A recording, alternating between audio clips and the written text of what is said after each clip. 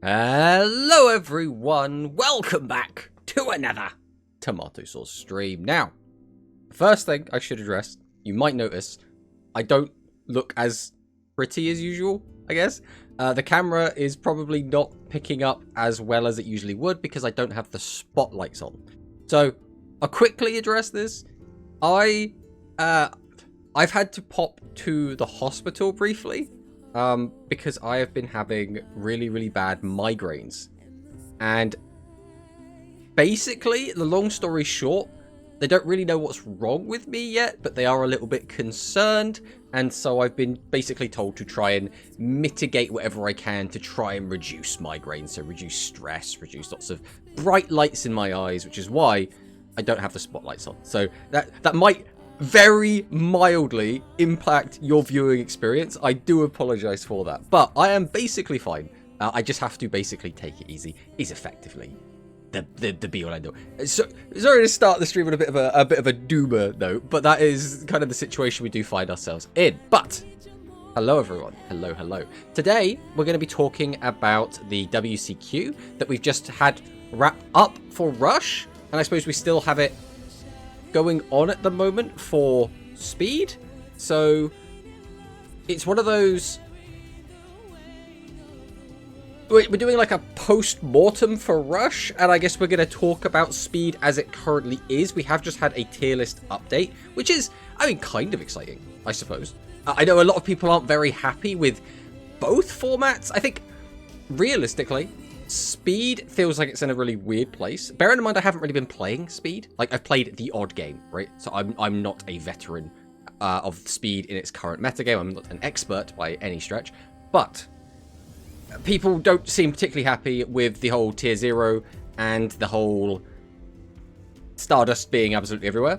I think Rush is also in not a fantastic spot meta-wise. I think a lot of people are very dissatisfied. But by comparison to Speed, I think everyone's like, what are you talking about? Everything's fine by comparison. So it's like, it's this weird kind of back and forth. But we will also be watching the Nintendo Direct, which should be on in about 2 hours as well. That's basically the itinerary. But now, let's catch up with chat and see how everyone's doing. So, in the chat, we have PTRG. Hello, PTRG, Renegade Soldier. We have Giorgio, who is now the 3-time back-to-back European Rush Duel champion. So, huge congratulations to Giorgio for getting that exclusive title 3 times. Now, I don't actually remember if last year Giorgio was first place or second place, but it doesn't matter. He's still the champion in my eyes regardless. So hello, Giorgio. Welcome. We have B on Parade. Stardust Tier 0 made me appreciate Rush meta once again. Yeah, I mean, that kind of harks back to what we was talking about earlier, about how both metas are like a bit of a weird spot. Again, if you're very casually just kind of playing Rush for fun, I think the meta is fine. Like, it's completely fine, realistically. I think I personally don't like it because I would play a lot of games back to back. But then again, maybe it kind of goes back. Maybe it's like a bell curve. Maybe it's like the meta's fine, the meta's bad, the meta's fine on this like bell curve. Maybe. Hello, Hit. Welcome. Hello, chat and tomato. Hello. This Rush Retta is really nice, to be honest. It depends on text, but at least there's Gradius. All right. So I get what you're saying, and that is because you are a effectively Gradius one trick. Like, I think that's not really a fair statement. I don't think really, but Gradius is the least offender, right?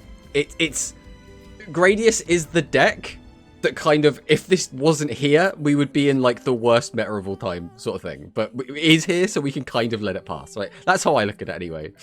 We have Monosync in the chat. We'll do exclamation mark Mono in the chat. Always got to give a shout out to the boys. Hello, Monosync. Welcome. We have Bakura in the chat. Hello, Bakura. We have Serena in the chat. Hopefully they will delete every hero card and apologize for adding them. I mean, I would be surprised if hero didn't get hit again, but I'm not sure how exactly they're going to get hit. I think that's the big thing here. No. Hello, Isla. Welcome, Isla. Yeah, I play Gradius, and when I lose, I don't feel that bad. I mean, yeah, I think Gradius is, like I say, I think Gradius is the best deck from a, like, this deck isn't complete bullshit, like, point of view, I suppose. F Gradius. In normal Duel Links are just so sad playing at Stardust. I mean, that's fair. That's fair.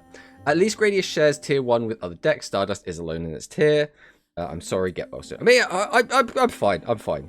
Hello, Ursus as well. Welcome, welcome. Light can be awful. I don't know, people hate Stardust. I hate much more funny Ancient Gear mirror matches. Is Duelist laughing at me? Well, it comes down to, I think it depends on how competitive a player you are. If you're just playing ladder, you're gonna have a very different experience from if you're playing tournaments, right? If you're playing in like silver or gold or plat, you're gonna have a very different experience than people that are playing in legend and king of games, right? It all depends on like the scope of where you find yourself and how like ingrained into the meta you are, right? Because you can have vastly different experiences depending on like your skill level or the type of game that you're actively choosing to engage with. So it's a tricky one. I had low vitamin levels, but it may also be the change in weather that's caused migraines up to 3 months. Yeah, it's not ideal because that's the issue with something like that, is there can be so many different like factors that go into it. So that's why I've got to have a load of tests run effectively. Last year I was first, but 2024 I got past last 30 minutes by Sun. Oh, that pesky Sun. Oh, he comes in here and takes your first spot. Oh, well, hopefully, because we don't know like 1000%, right? We don't know exactly who has made it, but like we're like 99% sure. It's like such a small chance that anyone got past right at the end, so we sort of know who's there. We have Gunk and Suship Shari. Hello, hello. The meta is so stale. I'm trying Master Duel again. It's not good, but Archfiend's cool. Master Duel is that is a choice. That is a choice. I still play character duels for free stuff. Yeah, I've been enjoying character duels as well. Character duels is not like, you know, yeah, it's not super fresh anymore, but like it exists. Limit 2 Argent and Shining Flare Wingman, hopefully. I don't know if that's the direction they're gonna take, but it's possible. We're gonna have a big yap about it. We're gonna have a big discussion. So I want to know you guys' opinions as well as you probably want to hear my opinions, and we'll talk about what we think would be best for the game and the meta going forward, but be interesting either way. What I do not like about Heroes is dueling against Heroes with my Ancient Gear, especially when it's a Judai player. I feel guilty. No, that's fine. Don't worry about that. Hello, Apple Tree as well. And Apple Tree also did really, really well in the... Well, I guess Ursus did as well. Actually, I didn't actually mention Ursus. Ursus and Apple did really, really well in the WCQ as well. Obviously, you know, didn't quite make it to Worlds level, but yeah, it's very, very difficult to get there. So, but congratulations nonetheless. I don't mind the rush meta, I just want Chrysaor to be hit with hammers. It's the only thing that tilted me a ladder. The issue is, the problem with this rush meta is you can ask people what the problem is, and everyone will give you a different answer. The amount of times that I've spoken to someone, they've been like, Dark Galaxy is the problem. It's too RNG. It's bullshit whenever I play it. I don't get the good luck whenever my opponent plays it. They always get like a triple pop off of Forbidden Requiem. They always open Chrysaor. Chrysaor gets 3 monsters into the grave. Oh, it's so bullshit. And then you'll talk to someone else and they'll be like, no, Hero is the problem. Hero is awful. They play like a really long grind game at the moment. Like, it's never like a fun game against Hero, and you have to invest so much time into it. And then you talk to someone else and they'll be like, no, Gradius is actually the problem. Gradius is complete bullshit. They play Star Protection, which stops me from being able to kill them, but then they could still kill me because they could use Lord British multiple times and flip up all my guys and then reduce all my attack to 0, and it's complete bullshit. And it's like, no matter who you talk to, you're going to get a difference of opinion on what is like the big bullshit, right? So in my opinion, if I was to talk about the meta right now, I don't like this meta because I think there is too much variance in the game. The skills that we have at the moment, especially the skills that are good, they're not even like fantastic skills. Like, they do what the deck needs, but they don't. We're not currently in a meta where the skills do everything, which sounds like it should be a good thing. Because before we had, for example, Music Princess was like a really strong deck.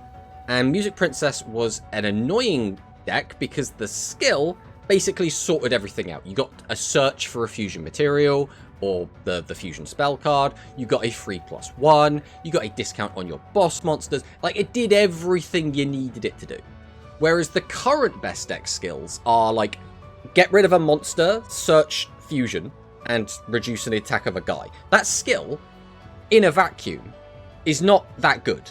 But because of the cards that work around that skill, it ends up being a really strong deck. The Gradius deck is using the Avarice skill, which again, on paper, that skill is like fine. It's like the best neutral skill in the game. But it's not doing a ton, right? It's basically a +2, but a +2 is really good. So as far as that kind of neutral skill goes, it's like a really good version of that. But again, much like how the hero deck is able to take advantage of getting rid of a card. So for example, you want to summon out your Argent and then you want to get Argent off the board. You can just use the skill to do that. You get extra value because you can do everything that the skill is doing and you can make good use out of all of it. Radius makes huge use out of Avarice because you can put all of your fusion monsters back into your extra deck, which is also extra value, right? So like, it's a tricky one where because the skills aren't doing everything, the decks feel a little bit more inconsistent a lot of the time. And because of that, there is a lot more variance on what you draw has a big impact on whether or not you win or lose. So, in my opinion, and I made a video about this before, Star Protector's Protection is like the most important card in the meta right now. Like, everything is completely warped around this card. Because arguably 2 of the best decks in the game get completely shut down by Star Protector's Protection. And because of that, if your deck is able to kill your opponent through Star Protector's Protection, it feels like it's in a better spot. And if your deck can't kill through Star Protector's Protection, it feels like it's in a worse spot. But that doesn't matter if your opponent just doesn't draw Star Protector's Protection. So now there's this extra level of variance of, okay, well, my deck is bad if my opponent has Star Pro, but if they don't have Star Pro, my deck is fine. But even if they're running Star Pro, they might not draw Star Pro, and if they don't draw Star Pro, well, I can still just OTK them anyway. So it just ends up feeling like there's a bunch of coin flips. Does this happen? Does this happen? Does this happen? No, no, no. Okay, I win the game, right? And in my opinion, that doesn't feel fantastic. Now, to some people, that might not seem like a lot. It's a card game, right? You're gonna have good hands, you're gonna have bad hands. Games are going to be won and lost based on the cards you draw. That's part of the game, right? At the same time, I prefer it when there is less variance and more decision making that actually results in important decisions impacting the game. That's just how I prefer the game. Anyway, let's try to catch up with chat again. I don't know, Gradius is bullshit when you set 3 monsters and they all get flipped face up turn 2. Yes. It's there are, in a lot of ways, every deck has like some bullshit they can pull off, right? Like Dark Galaxy can get a multi-pop off of Forbidden Requiem. Your opponent could just open Chrysaor, get out just 2 more bodies that have 6,000 combined attack, like for example double Requiem or Requiem plus a fusion or something, and then they can just walk in and kill you. You have Hero is a bit trickier. Hero's kind of the grindier deck at the moment, I would say. But Hero can play Piercing Samurai, can do a big pop-off turn and kill you even if you've got 3 defense position monsters. So, like, that is one of the biggest issues, is setting 3 monsters a lot of the time right now will not even guarantee you survive. Whereas if we think back to the previous meta, so the meta we had before this, the strongest deck was almost unquestionably the Red Eyes Meteor deck, right? The thing with Red Eyes Meteor, that deck was really bad at killing your opponent through set 3 monsters. So just playing a deck that had a lot of normal summons meant that you could just put a lot of bodies on the board and almost guarantee survive, which felt, you know, pretty good. You felt like you had defensive options. Now, setting 3 monsters, you're just like, I'm just gonna hope. I'm just gonna hope. Maybe I'll live. Maybe it'll be fine. I don't play tournaments, I just play ladder. I mean, again, that's fine. You can play ladder. It's just, you got to remember that you're going to have a different vision of the metagame and a different experience than if you were a tournament player, right? I don't pull that often. Which Rush meta was your favorite? Oh, that's a tricky one. There have been a lot of really good Rush metas, and there have been a handful, I want to say, of bad ones. I would say, I think both World Championship qualifier and World Championship themselves of the meta of the last 2 years were both really good. Like, both of those metas, I think, had a lot of really cool decks and a lot of really good strategies, and the pacing of the game also felt really good. I think that's, in my opinion, some of my favorites, but... Alright, we are in an ad break, so we'll let the ad break go away, and then we will continue yapping.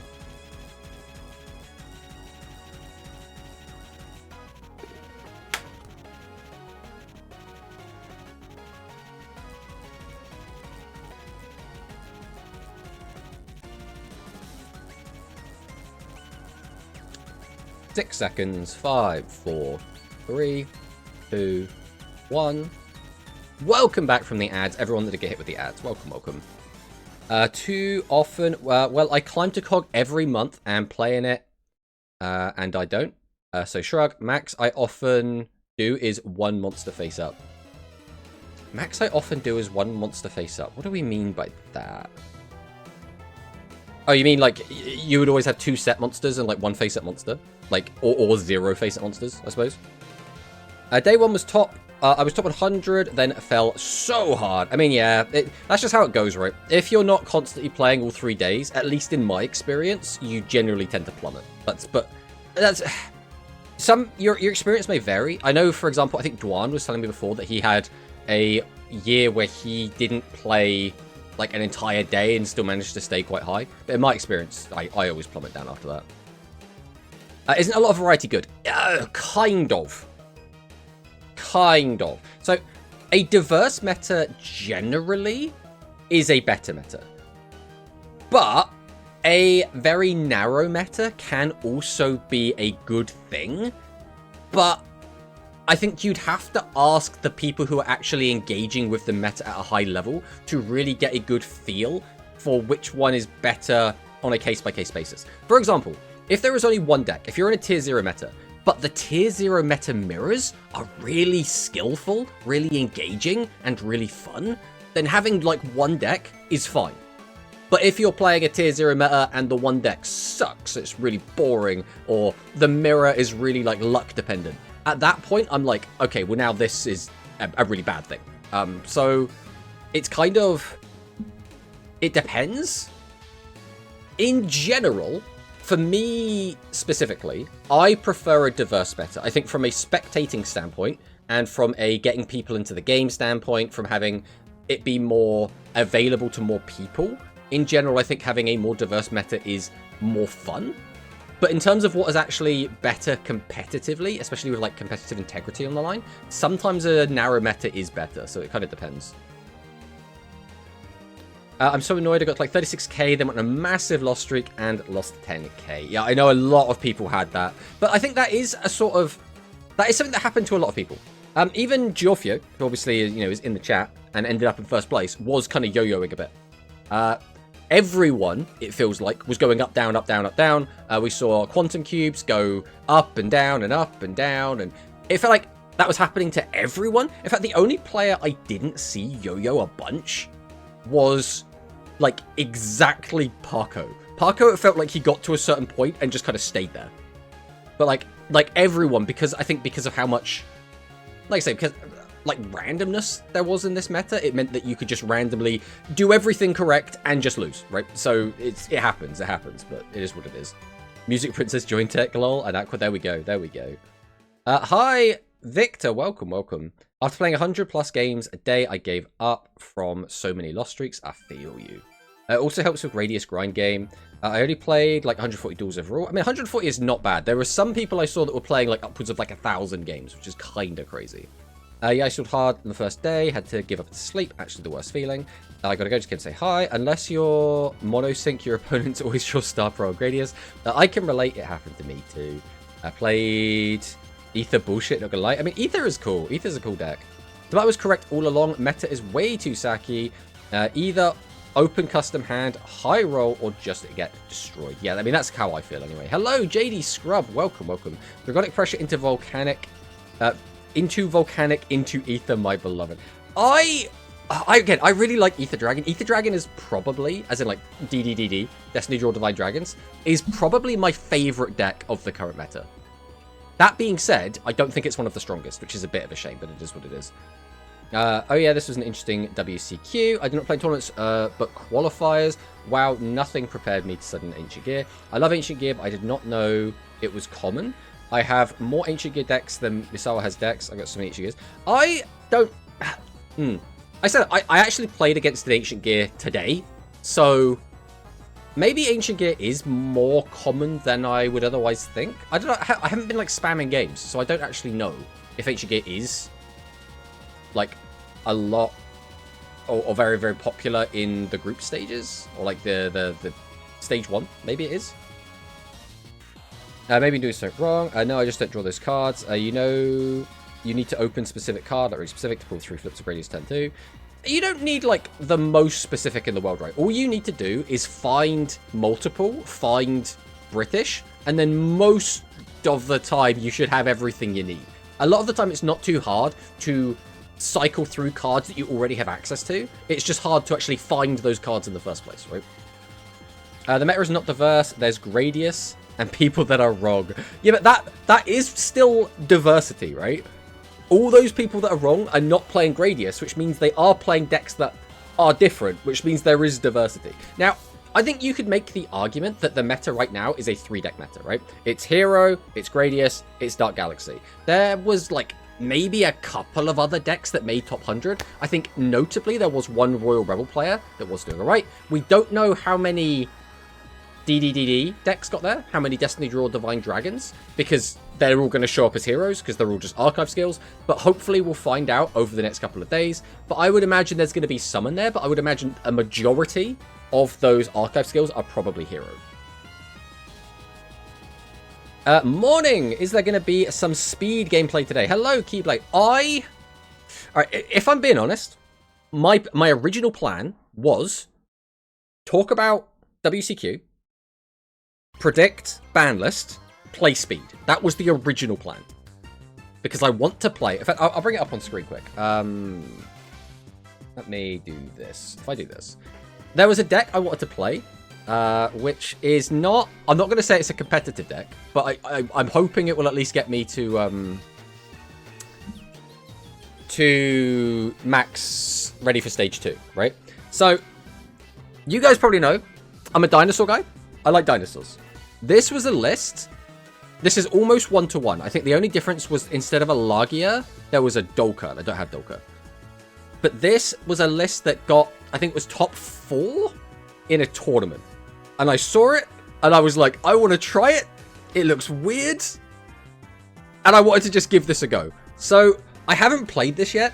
I don't think I'm going to be very good at this. And this, for a lot of people, are probably going to be like, this is just a pile deck. But I want to try this out. This is what I want to do at some point. Again, probably not today. It will probably end up getting pushed to Thursday. But the plan is to grind with this and have a good time with it. We're going to see how it goes. It might go really badly, but we're just going to see how it goes. Hello, Pokemaster Ian. I'm going to predict Dark Galaxy hits are Limit 3 Requiem, Unlimit White Rider. Ooh, Limit 3 Requiem is a weird... I understand the logic. But it is a box UR, as well as a main character's ace monster, which makes me think they won't do that. I think if they wanted it limited, they would have limited it on release. I'm not saying they can't do it. They can do whatever they want. I just think it is less likely that they will do it. So, you never know. I'm surprised Pyro was used a lot. I didn't see a lot of Pyro in top 100, because I was like scrolling through the list and seeing if anyone was using any weird, like, other skills. The only one I saw in there was a player was jumping between like 10 and 20 playing Royal Rebels. I didn't see any Pyro in the top 100, at least on the last day. I'm not wrong for playing Gradius. I'm just bad at Gradius. Exactly. Gameplay, how dare you? Yeah, I was surprised as well. For 3 flips, you need British, multiple, and 1 more sender, or multiple. Well, yeah, but like... senders are quite abundant, right? You're going to have 2 copies of Beginning. You're going to have 3 copies of Spread Bomb. So, like, oh, and that's not even counting, I suppose, it depends if we consider Power Meter, because if you do, then that's 8. And then, you know, you got the other 2 copies of Multiple. That means there's 10 cards in the deck that would get you there. It's like, just doing the maths, that's not that hard, right? Yeah, exactly. Ophion. I was doing a breakdown of top 100 after the last update, so when we get the results, I can fill it in faster, and I didn't see many either so far. Oh, have you been, like, looking through Twitter posts and stuff, Dwan? Is that, like, the primary source? Because obviously you could just see if they're on an archive skill, so you've got to get confirmation from somewhere. 2 flips isn't that hard, but for 3 you need a specific hand. I mean, yeah. I mean, for a flip, you kind of need somewhat specifics, right? If you don't have a British or you don't have a multiple, you're not flipping anything, right? So there is going to be, to an extent, obviously a bit more RNG involved. Top 4 at a tournament, non-meta. I couldn't tell you, but I just want to, like, check this out, right? RB was also popular. Was RB super popular? I remember top 100. I remember Ursus was on it. I think there was, like, another 1 or 2. But again, it's one of those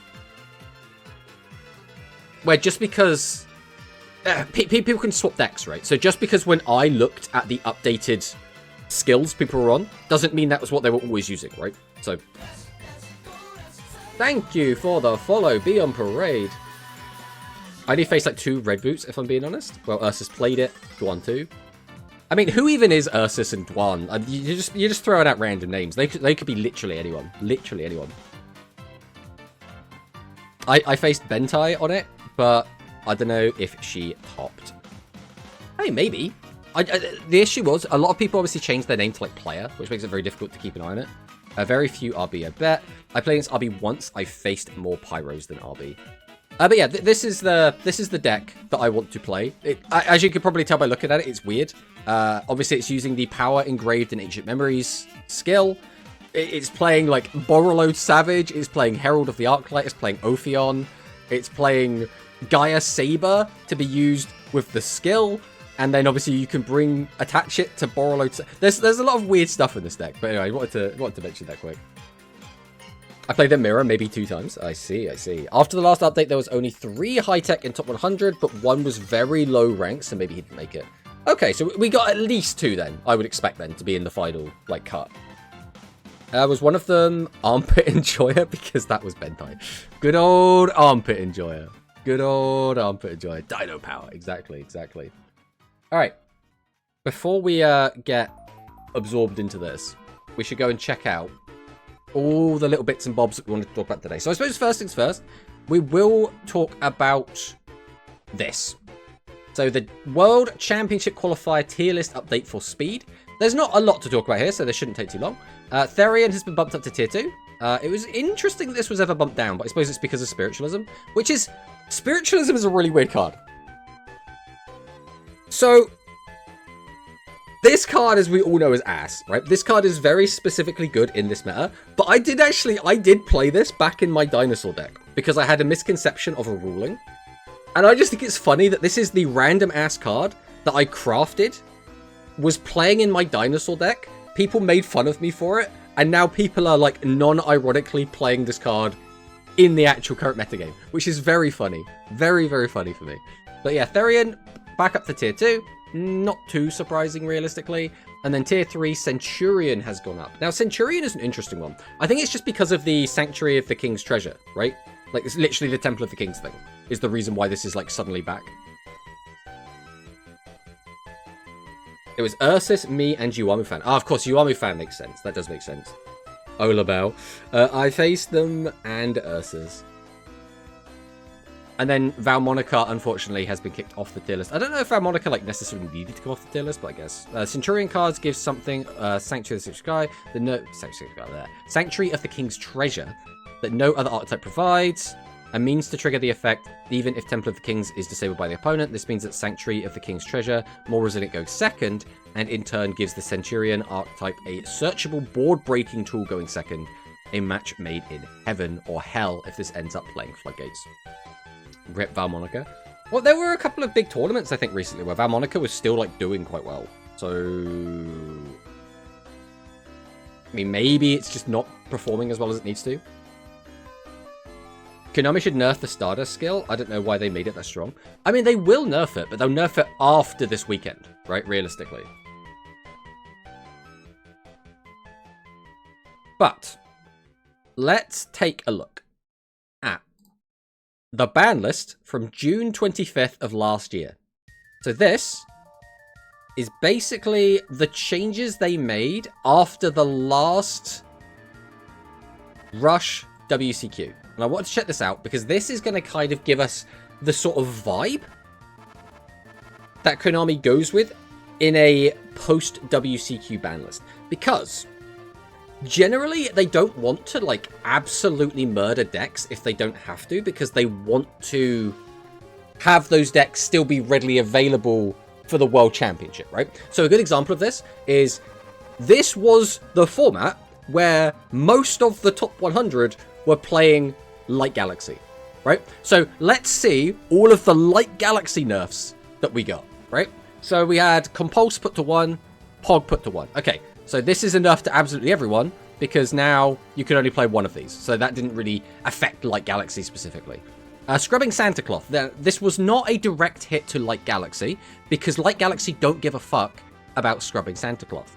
So this was just get rid of this like toxic ass card, which I know some people really like Santa, but I'm sorry guys, it's mill. It's deck out. It's not a fun or engaging strategy. It's lame. And then Dark Hole Device, which this was sort of a Light Galaxy hit, right? Because during day 3, Chaos Galaxy was becoming a thing, and this was played in Chaos Galaxy, so we put this to 1, and that then meant it conflicted with Pot of Greed and Compulse. So this is the Light Galaxy hit, I suppose, is the way to think about it, right? Light Galaxy and Dark Galaxy, usually the best decks remain the best decks, except Dark Galaxy. They killed Dark Galaxy here. Exactly. And the question becomes is, would they have hit Dark Hole Device if it wasn't for Chaos Galaxy? Because I don't know. Like, maybe they still would have. Because, I mean, let's be honest. If anyone, like, grinded this format, obviously I know Jorfia did, because he ended up going to Worlds during this format. In my opinion, Dark Galaxy was the only, like, bullshit deck. Because no matter what you did, if your opponent just opened Dark Hole Device and did their fusion line, you just couldn't win. It was literally open Compulse or die. Those were like your options. So Dark Hole Device going down to 1 made this feel like it wasn't quite so bullshit. Like, it was literally, whenever you queue up, right? This was my World Championship qualifier experience of last year, right? Queue into game. See your opponents playing Light Galaxy. Okay, we're having a real game. See your opponents playing Seven's Road. Okay, this is a free win. Or see your opponents playing Dark Galaxy, let's flip a coin and decide the winner, right? That was my experience. I just didn't like playing against Dark Galaxy specifically. I played 0 Limb 1s in my Gradius. Exactly, no, that's perfect then, that's perfect. I play some 1 traps, and I'm not saying it's like a nerf lol. Fair, this nerf looked much more directed to pure Dark Galaxy. I mean, that's fair as well. I have like 70% of top 100 so far. I mean, that's good. I mean, that means that's 70 out of 100. All of the Limb 3 were just not needed in Chaos Galaxy, and they didn't even play 3 order. I mean, you're not wrong. They couldn't really fit it in, right? That was the big thing. But what did we see here, right? So we saw the bullshit RNG deck get hit. We saw the bullshit deck out deck get hit. And we saw some really powerful staples get hit, right? That is what we saw. Then we got, like, cards that got unlimited. So this was from 3 to 2, but this was a buff, right? Because nothing else was on limit 2. So this was a buff, and then this was a buff. So we did see Light Galaxy, which was the best deck at the time, get buffed. Which was interesting. I'm not sure about that, but, you know. Oh, no, it's unlimited to 3. I'm being a dumb. For a second there, I thought this was cards to go to unlimited. No. This was enough. This was enough. So what did this change? What did this conflict with? Was this conflicting with Secret Order at the time? I assume this was conflicting with Secret Order at the time. And then to be unlimited, it was Innovator, Riding, Sea Dragon Granganus. Whoa! You put this card back on the limited list, Konami. What are we doing? Letting the Sea Serpent King off of the restricted list. Absolutely ridiculous. Dragon's Fortitude, Meat and Greed. Secret Order was at 3. There we go. There we go. Thank you, Toast. Thank you. Was Boat at 3 too? I don't think Boat was ever at 3, was it? Riding used to be at 3. It absolutely did, back when no one played it. Grand Anus. I mean, it's Grang Anus, but yeah, almost. I forgot Fortitude was even on the list. I mean, I don't think anyone ever played this, so... We got a ban list already? No, we don't, Shui. Don't get too excited. We're looking at last year's. We're not expecting to get another list until after Speed. We're just taking a look to see, like, potentially what we could get. So, again, what are we taking away from this, right? Hit some staples, hit Degeneracy, hit the RNG bullshit, hit the best deck, but, like, with a slap on the wrist, and then, again, nerf that deck again. And then, like, some random buffs that realistically did nothing, right? Meet and breed! If Hero is still one of the best decks after this ban list, I think I'm going to crash out. So... Alright, let's talk about this. Let's jump over here. Let's jump over to here. So this was our wish list. If you remember, this was a massive wish list of everything we wanted during the last ban list. This was our actual prediction of what we thought we were going to get. And this was almost exactly correct, right? It wasn't 100% correct, but this was almost exactly correct. But for right now, let's talk about the problem decks, right? So problem decks. We have Dark Galaxy. We have Radius. We have Hero. Right? I think everyone agrees these are the 3 decks we want to see hit. Now, knowing Konami, they don't want to, like, nuke these decks. They don't want to, like, absolutely ruin them. They hit an 8-2 and some machines and Cyburst. Yeah, you're not wrong. Yeah, I actually quite liked the put a bunch of stuff to 2 strategy. Because it was what? They put... What was the Cyburst hit to 2? Was it the boss monster, the 2500 guy that gained attack and could draw a card? They put something to 2 in that. And then for machines, it was the Aim Eagle. Did they put anything else to 2, or was it just those ones? The Cyburst boss? Yeah, that one. We can nuke Hero. It's been around for far too long now. So the problem is, I kind of feel like Konami want Hero at Worlds. Now, they don't have to, right? They can obviously be thinking whatever they want.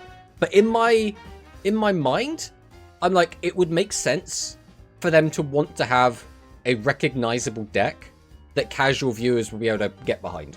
And I think that is Hero. So part of me is like, I think Hero will get hit, but won't get hit, like, super hard.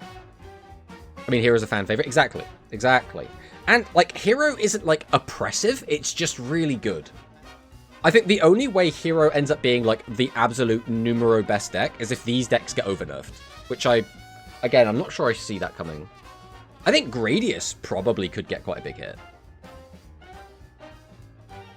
The Gaia Fusion is limit 2, isn't it? I mean, we have them up here, so we can actually check. It's not on here currently. At least, it's not on here. Like, you know, this could be wrong. But according to my list, it's not currently limited at all. It might be limit 1.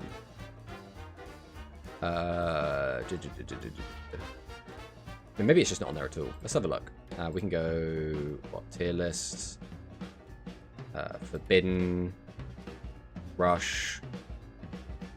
Yes, it's currently not on limit 2. Currently not... Is it not limited at all? It looks like it's just the battle-tested Gaia is currently limit 3.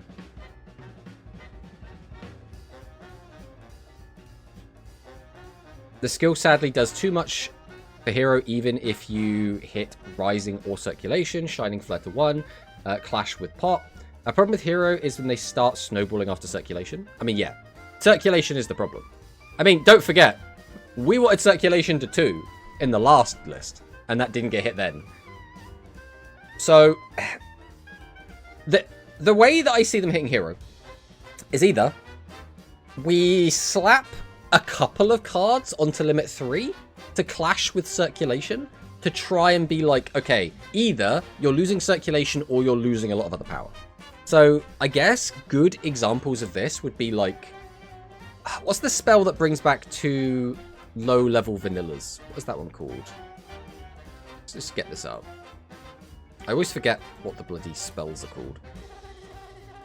How is this list not playing it? What are we doing, brother? Here we go, this one. Hero Descent could get hit. I could see that. And Star Restart. I mean, Star Restart, I don't think they're likely to hit Star Restart. This kind of was on the list and then came off the list. I think they're more likely to get a hero-specific hit, which would be Descent. Because right now, if we take a look at the Limit 2s, we get a nice visual representation here. Right now, there's nothing in Limit 2 that matters. So if we put something to Limit 2, we would literally be saying you're just losing 1 copy of that card. Which is that is a fair way to hit a card. But you're not, like, necessarily removing an entire card out of the deck, you're just removing a copy of it, right? Miracle to 1. Well, Miracle to 1 was our original, what we wanted before. So if we put Miracle to 1, effectively we're taking Pot of Greed out of the deck, which, like, that isn't bad. So let's just make a list of cards that we could hit. I think that's the best thing to do first. So we could hit Miracle Fusion. We could hit... I've already forgot what the spell card's called again. Hero Descent. That's the one. We could hit Hero Descent. Are we likely to hit anything else? We could hit Argent, I guess. I don't think we're likely to hit Argent, but we could hit Argent. We could also hit... I mean, we could put Cirque lower, like to like 2 or 1, maybe? Getting Pog out of here is actually very impactful because of how much they draw. I agree as well, because with a standard deck, Pot of Greed is... You have to find it. You have to just dig into it, draw it, use it, good to go, right? With Hero, because Circulation exists, you can kind of have like an extra 9 chances at getting it immediately, right? So, plus card Trooper. Well, Trooper is a weird one, because Trooper also mills a bunch, which for Hero is really, really good, obviously. But it also means that you could mill a lot of your legends and your good spell traps, so... Dig for Pot, which is kind of unique to Hero. Exactly. Exactly. So I think Miracle Fusion to 1.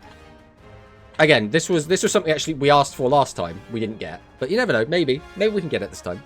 Hero Descent, I think if this was going to get changed, this would have to go to 3. So what that would do, basically, is just remove Hero Descent from the deck, because I think you'd probably still play Circulation. I think if Circulation was to get hit, it would go to 2. Because if you put Circulation to 1, you might as well ban it. Like, realistically, is anyone playing one of Circulation over Pot of Greed?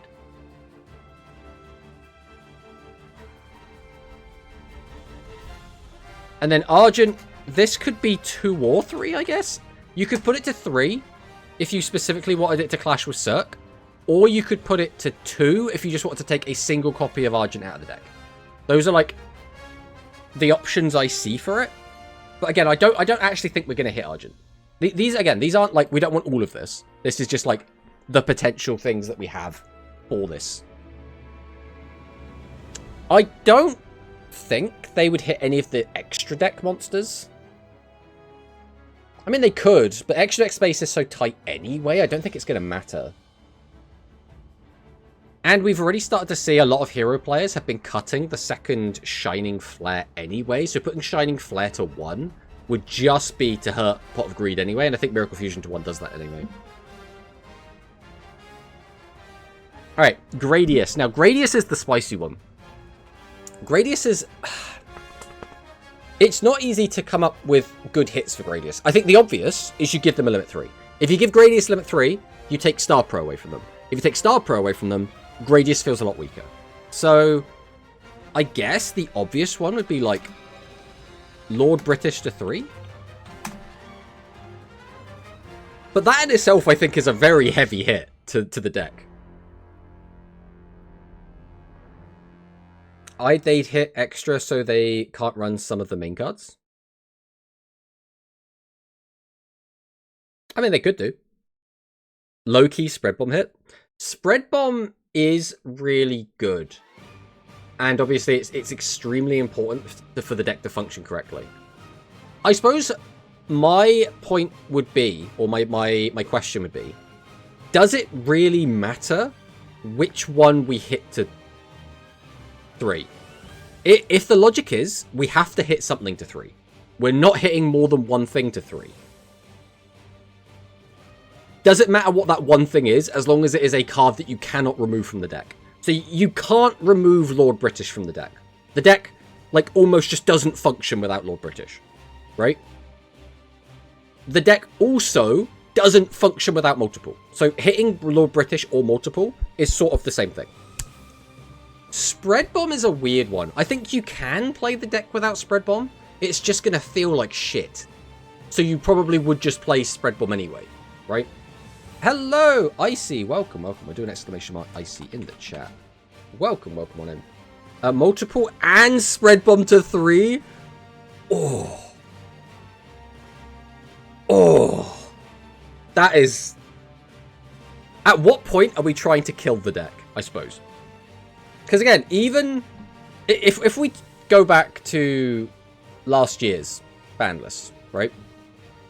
The best deck in the room got this. This is how they nerfed the strongest deck. They gave Transam Climb limit 3. So just like with that in mind, I don't think they're gonna go like absolutely crazy with it. Power Capsule Red to 3. I mean, you could. Hi chat, how was the qualifiers? Only play day 1. Hello, a human. Welcome, welcome. I basically, myself, only played... I want to say I played 6-ish games a day for my actual grind.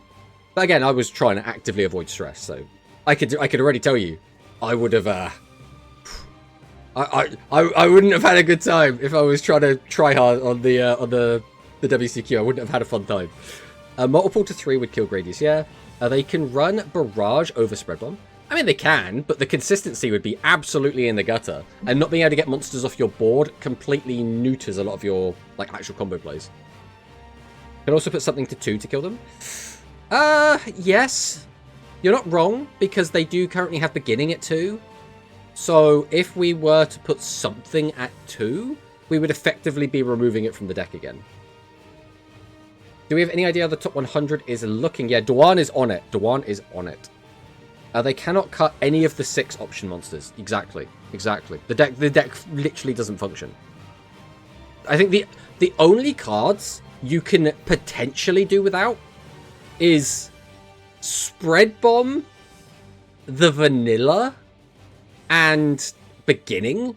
But it's going to feel like ass without those cards. Like, you can probably just do without the Vanilla, and, like, the deck's going to feel a bit worse, but, like, you'll be fine. Losing Spread Bomb or Beginning feels so bad for the deck. Like, it feels so bad. British and Spread Bomb to 3 is also fine. So if you did that, we're basically banning Spread Bomb. That is what that would do. So if we did those changes... The deck would have -3 Spread Bomb and -3 Star Protector's Protection. You could play 2 and 1. Would you, though? Right? Would you play a 2-1 split? I don't know. British is really important. Like, British is your 3+1. Also, it is half of your 2-card combo to flip cards up. So... even if you don't want to see all 3 of your British, having additional copies means you have a higher likelihood to draw into it, which a lot of the time you need to actually win games, right? Maybe just Fusion to 3, just to remove all the Limb 3s 100%. Fusion to 3? Wait, you want to hit Ripple Laser to 3? Is that what you're saying?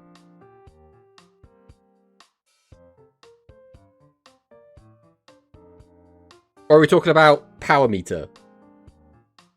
Because either way, I'm like, we're going places now. That is killing the deck. I think just limit 3 is all Konami's going to do. They take out Star Pro from Sky Tower and nothing else. Oh, so wait. Are you saying you want... So Ripple Laser to 3 and then no other changes is what you're saying? Well, first off, I don't think they're going to hit Ripple Laser. For one reason, I suppose. It's not exactly a simple reason. If we go over to Gradius, if we click into... Let's check out Sack's deck. So the reason I don't think they're going to hit this is because there's a lovely kind of multicolor turquoisey symbol in the corner of this card. And I think that makes it a lot less likely they would hit this. Because it's not like still a new card, but I still think they're less likely to hit a box you are. So they could hit this. I don't think they will, right? Avarice and Beginning to 1. Unironically, Avarice to 1 is maybe not even that bad of a shout. I don't actually hate that.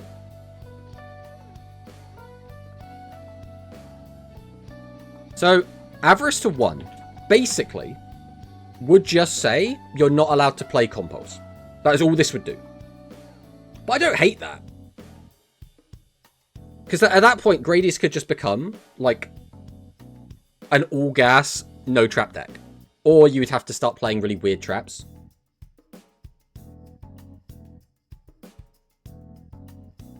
I mean, maybe. Switch to Trap Hole? I mean, yeah, but that's fine. If you're forced to play a less desirable trap, then that's job done. The deck does get a little slap on the wrist. A lot of Gradius were on NA. There you go then. Remove NA.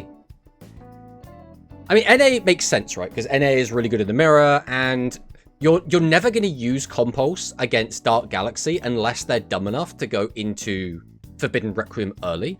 Because most of the time they're going to go into Probe, and then you'd almost rather that they just had a 50-50 at missing your NA than actually wanting to flip up Compulse to get rid of your opponent's Probe, right?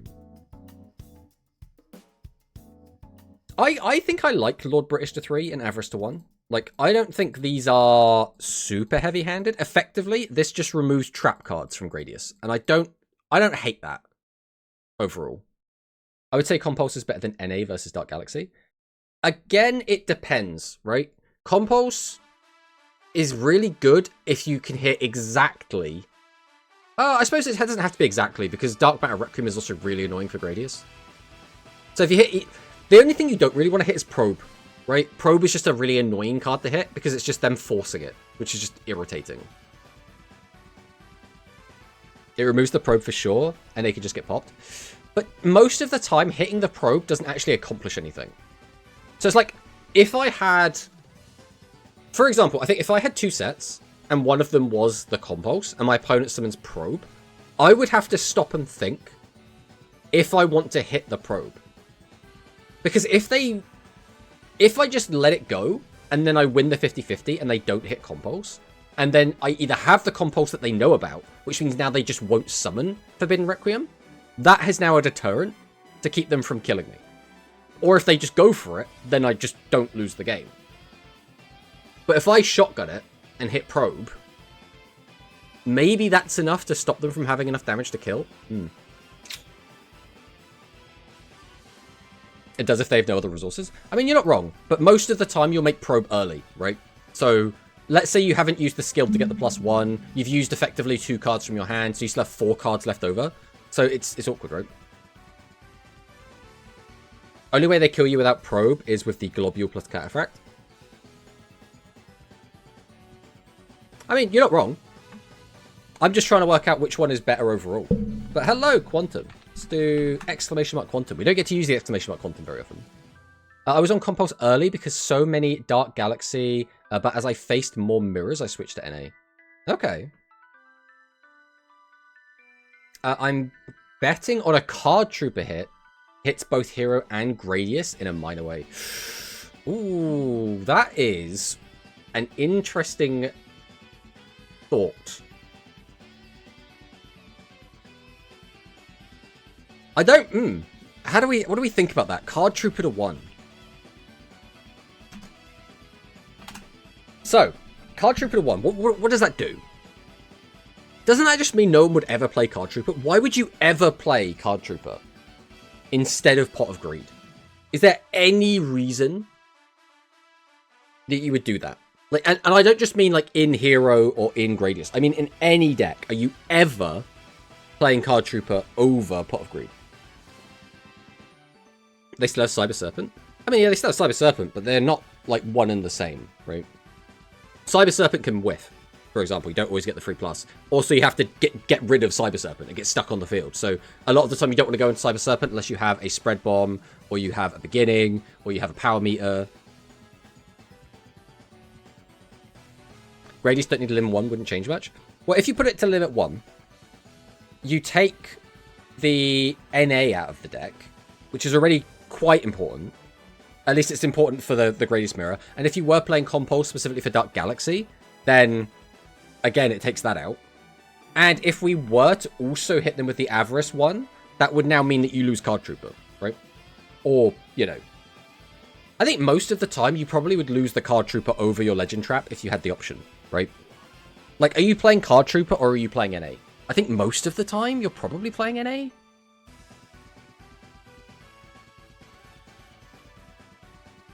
Still playing Gradius unless they put Avarice to 1. Even removes Card Trooper from Join Tech. Not that that deck is real. Exactly. Join Tech plays Kong. Yeah, you're not wrong. I mean, you kind of need Kong in Join Tech. Again, not that that is a real deck, but yeah. Join Tech always punished. Card Trooper is a really interesting one. I guess at the very least, Card Trooper to 1 is a hit to hero. Either way. Whether or not we hit Miracle Fusion or not, you'd still remove either Pot of Greed or Card Trooper from the deck. Which again, I think is always Card Trooper. In Gradius, if they hit Trooper and not Avarice, I'd 100% play Trooper. So you would play Trooper instead of a Legend Trap. Is that what we're saying, Jorfio?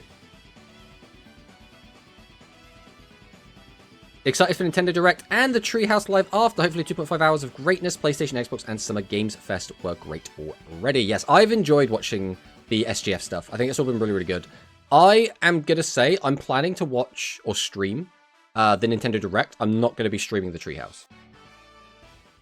I faced Gradius player on Jointech Raptor. Wild. I already don't play Legend Trap. Trooper is really good. I mean, you were playing Legend Trap, Jorfia. I'm just saying, you were playing it. A Load to the Grave for Avarice early. I mean, that's fair. That's absolutely fair. Obviously, you know, if Avarice did go to 1, you'd have to play that. But even that's fine, right? Because, like, I would say... Alright, correct me if I'm wrong, but is the majority of people not still playing a Legend Trap in Gradius? Now, obviously, Jorfio isn't. And I know that there's at least a handful of other people that aren't. But is that, like, is it common to play no Legend Trap in that deck at the moment? Because the way I've kind of seen it, it's getting sort of, like, almost 50-50. Where a lot of people are, a lot of people aren't. Shuffle back to be recyclable, Upstart Goblin. Oh, yeah, you're not wrong. You're not wrong. I feel it's a 50-50. Okay. That's sort of the vibe that I was getting. Alright, we'll have this as like a tentative. Let's go ahead and slap an italic on that one. I think Argent is also unlikely, so I'll slap that. Circulation, I think, is also unlikely. I think these... Oh, I don't actually know, actually.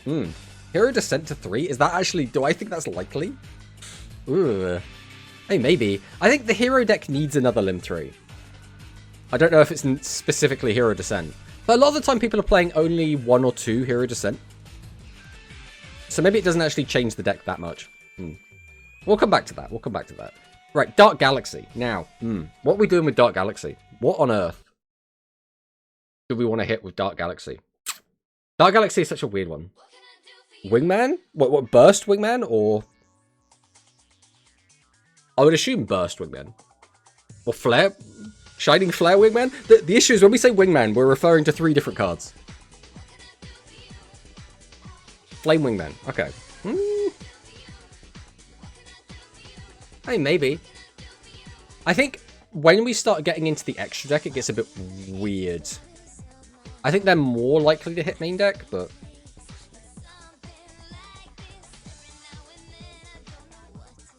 Void Valve Requiem to 3.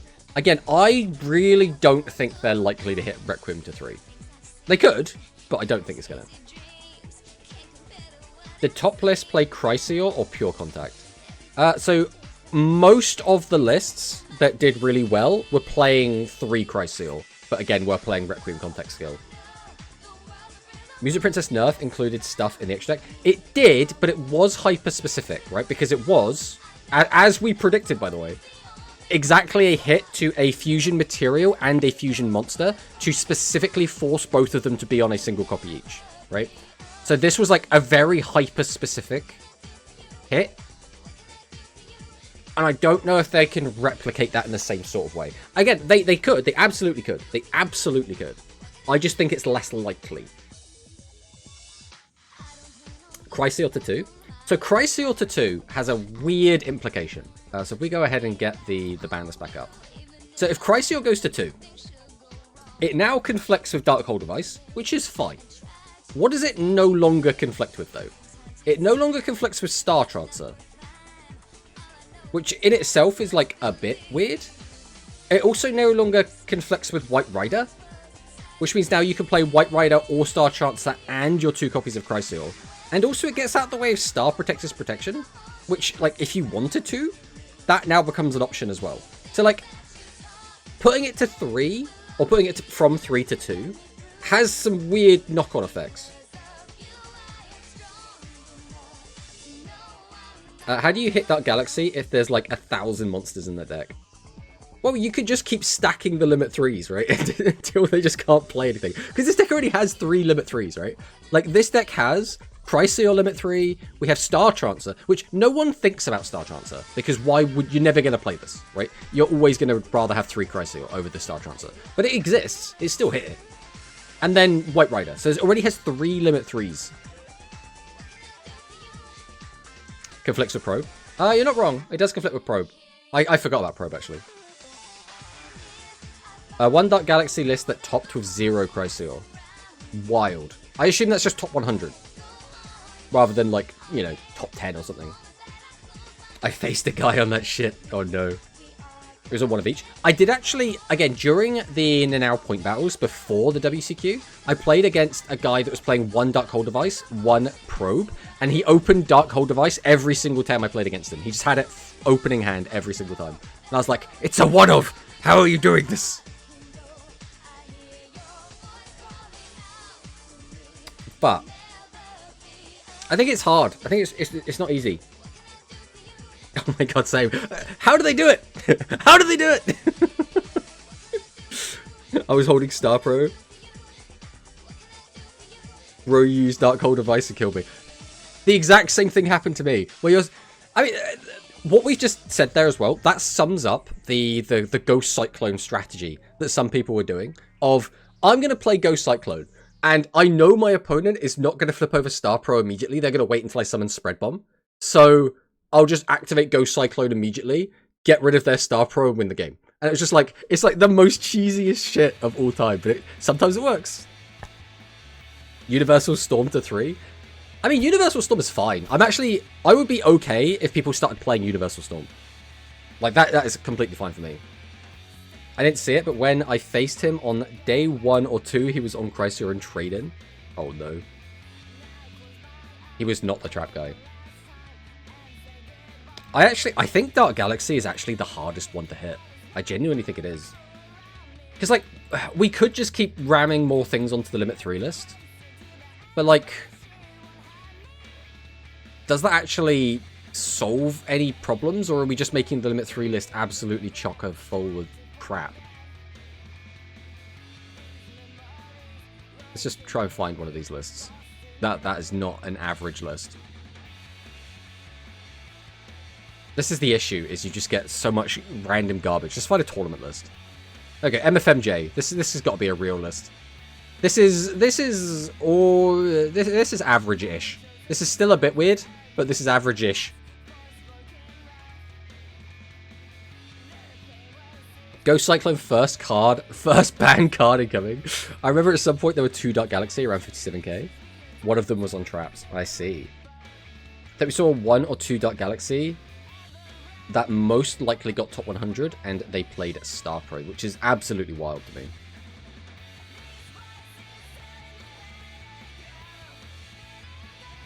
So, let's have a little think.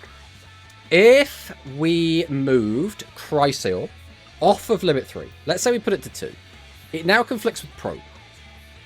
Conflicting with Probe obviously is kind of annoying because you want Probe and you also kind of want Chrysaor. You kind of need both, so it is very awkward. It does, though, open up the lim 3, so now you could just play 3 White Rider. Or you could play like a 2 White Rider, 1 Star Trancer split, and then just every now and then you'll go Star Trancer into Chrysaor and OTK your opponent in like a pseudo Voidvelg Tearfing strategy. Universal Storm would also hit like Galaxy. I don't think we need to hit Universal Storm personally. I don't think it matters too much. Like, I like this deck being on Universal Storm. Because Universal Storm is always a 1-for-1, right? You're never gaining a lot of value off of Universal Storm. Unless you hit, like, exactly the right trap and then still have enough cards to kill. Because the problem with running a card like Storm is it means that you're always -1ing the number of cards that you have access to do your combo to try and kill your opponent. So I don't mind Universal Storm.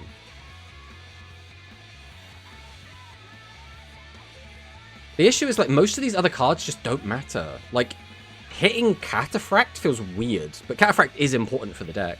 Hitting Stalk would also feel weird, because, again, the deck kind of revolves around having Stalk's effect. Like, it's just an extra consistency tool that feels really, really good. Hot take, ban Chrysaor.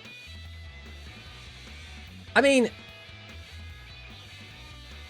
Alright, this is a weird one. Chrysaor to 1. Would that be disgusting? So we would take out all the good legends from this deck, effectively. And you would still sometimes just lose to Chrysaor. And it would feel really sacky when you do. Hello, United. Welcome, welcome. It's a Gamba card, though. Yeah, but a lot of people are just building the deck by taking out all the spell traps, right? There are some lists that are playing 1 spell trap, some that are playing 0, some that are playing up to 3. Like, 6 seems to be the upper limit of, like, people haven't lost their minds. Either way, I think Chrysaor makes sense to hit. But it's just like, are we putting it to 1 or are we putting it to 2? I personally, I want to see Dark Galaxy hit quite hard. It's just hard to think about what makes the most sense in this deck. Look at the new OCG cards, or not planned today. Yeah, we'll look at them after we're done with this. Hello, Hunter. Welcome, welcome. I mean, is there anything else we hit in this deck, realistically? We'd probably have to hit... Would we have to hit, like, extra deck in here? Ooh.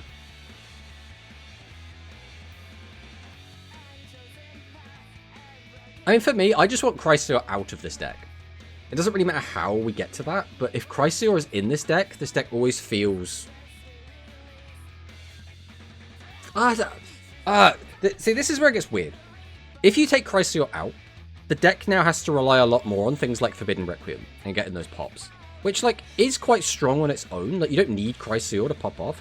But with Chrysaor in the deck as well, it makes it feel a lot more consistent of having the ability to break through your opponent's board and get in for big damage. And we are in a metagame where killing your opponent in a single turn is quite common. White Rider to 2. So White Rider to 2, again, means now it conflicts with Probe. So you're still just not playing White Rider if you do that. I'm the only here to remind Red Boot Fusion to 1. RB did nothing wrong. RB did nothing right, let's be honest. Hello, Baj. Welcome, welcome. I mean, right. We're not hitting... I don't think we're hitting Requiem. I don't think we're hitting Cataphract. I really don't want to hit Cataphract. Cataphract is so important for this deck to function. And it's like, Cataphract isn't the unfair part of this deck. So I don't like the idea of hitting it. Chrysaor is absolutely bullshit. We should absolutely hit this card. I just don't know how. Or like a satisfying way to do it. I like the idea of being able to play White Rider, but in order to play White Rider, we've got to do something about Cry. I mean, maybe just Cry to 2. If we do put Cry to 2, it conflicts with Probe. I don't know. Would you play 1-1 split? Would you play like... Would you play 2... Would you just take out the probes? Because if we would just take out the probes, nothing has really changed. It doesn't really solve the issue. We are basic for the deck, not a single bad card. Next wave, the XC stuff looks really good, but still don't have Pleiage, and I don't think they will do anything. Pale Rider to 3. I don't see how that makes any sense at all, Badge, but okay. Can't wait for the baseball stuff. I mean, if it comes to Duel Links in like a timely manner, that could be really cool. But oh, this is actually really hard. I think these were a lot easier to come up with than the Dark Galaxy stuff. It's genuinely really difficult. Like, alright, so Chrysaor to 1. Realistically, you're still going to play the Chrysaor, I think. Because Chrysaor is just that good. Chrysaor to 2? I think we're at least playing 1 Cry. Maybe we would even just play 2. Maybe we would just not play Probe. Which is weird, because Probe is really good. But I think there's a world in which you just don't play Probe, just to have extra OTK potential with Chrysaor. I do a 1-on-1 split between Probe and Cry. Force people to play different Limb 3 instead of Chrysaor.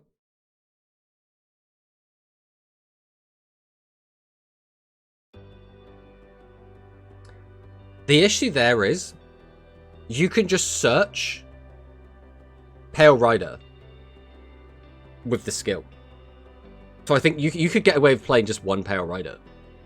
It would suck, because now the chances of you getting a good amount of pops off of Forbidden goes down.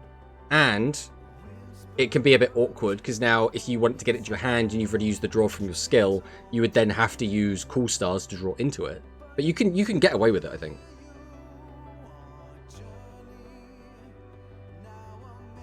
Just ban it, honestly, like I said. I don't think they're likely to ban it. I think it's the same issue they had in Rush OCG. They went so long with not banning cards when, like, it felt like everyone was like, just ban these cards. Just please just ban these cards. Just ban these cards. Like, they're ruining the meta. Just get rid of these cards. And then Konami was so stubborn with it for so long until eventually they got rid of Barrier Statue.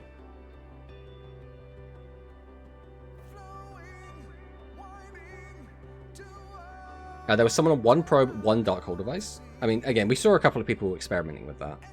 Requiem to 3 is what I think, and remove 1 other Limb 3, or move 1 of the existing Limit 3s to 1/2. So if we put Requiem to 3, it has basically the same effect as putting Pale Rider to 3. Like, most of the time you're going to want Requiem, but it is searchable. And it's even easier to get it into your hand after using the skill than Pale Rider, because you can get it off of Cataphract and you can get it off of Cool Stars. Like, at what point are we just absolutely murdering the consistency of the deck so that it just doesn't work anymore?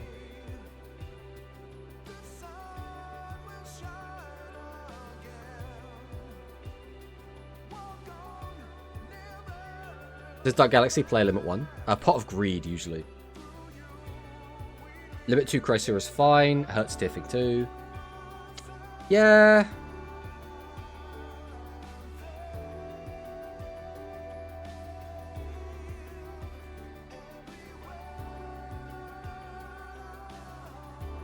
I'm just trying to make sure we're not accidentally buffing the deck. Because Cry to 2. Let's assume, right, it's going to do one of two things, right? Either you're going to remove 2 copies of Chrysaor from the deck and 1 copy of Probe. Or you're going to remove 3 copies of Chrysaor from the deck. Or it could be like remove 1 copy of Chrysaor, remove 2 copies of Probe. Right? Those are like the options. But on top of that, you also then get to add in 3 White Rider.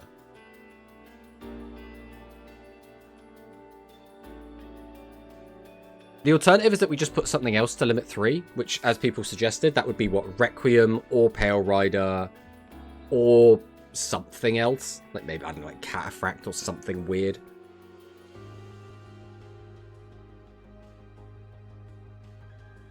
But I don't think that actually changes much.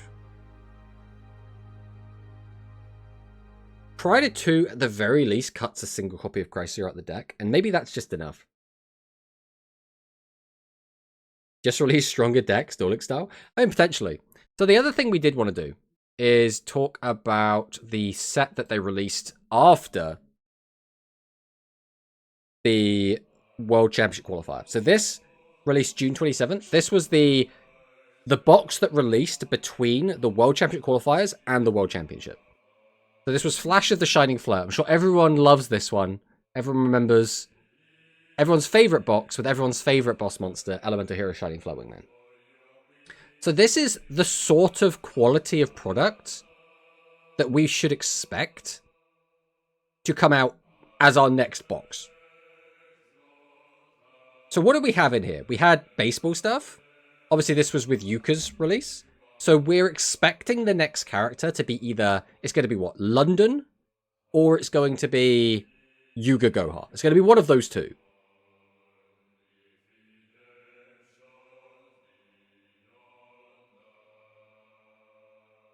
Buff the Dark Magician skill? I mean, that's a whole other conversation, I think. I don't hate playing against Hero.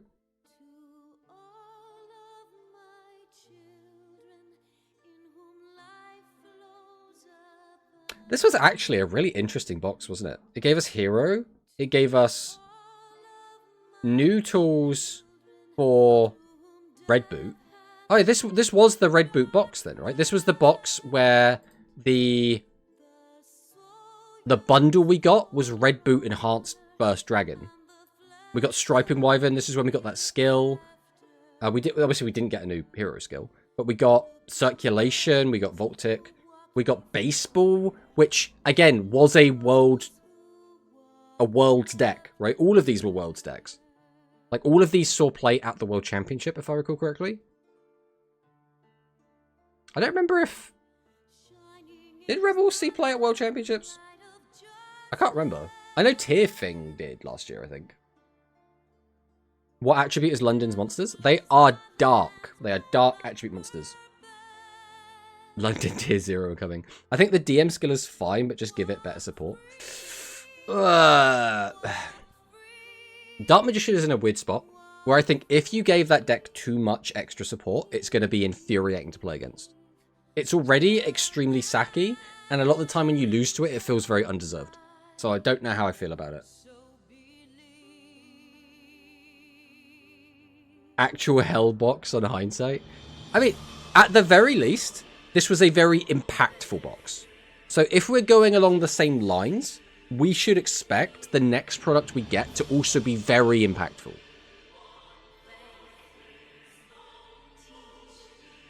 Dragon 1 was the weakest. If we're talking about stuff from this box, I mean, what was overall the weakest? I would say probably Royal Rebels ended up being the weakest on release. But, because Baseball was also kind of mid, but obviously Baseball ended up being the Dragonic Pressure deck. So, Hero and Rebel Fusion. Dark Fairy and the Look Like Music equipment for London. They will release Delirium next box. I am unsure about that. Joint Tech before buff. Oh yeah, you're not wrong. Stegoselos was released in this one, so there was at least like some Joint Tech stuff in here, which means this was the Joint Tech skill as well. Yeah, this was a really Really impactful box, like in hindsight.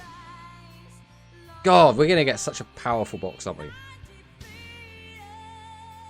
It also means that we might, if they do release London or Yuga Goha in the next month, unironically, they could buff them to try and make them really, really good for the World Championship. Similarly to what they did with Yuka, where obviously Yuka was a World Championship deck, just not necessarily the way that it was intended to be played, right?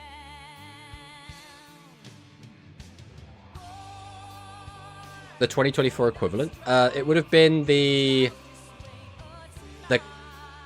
Canry D box, I want to say.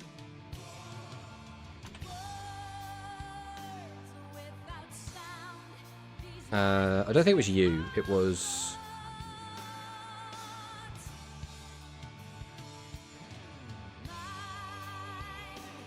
God, I'm really bad at... Re-D? This one. Was it this box, I think?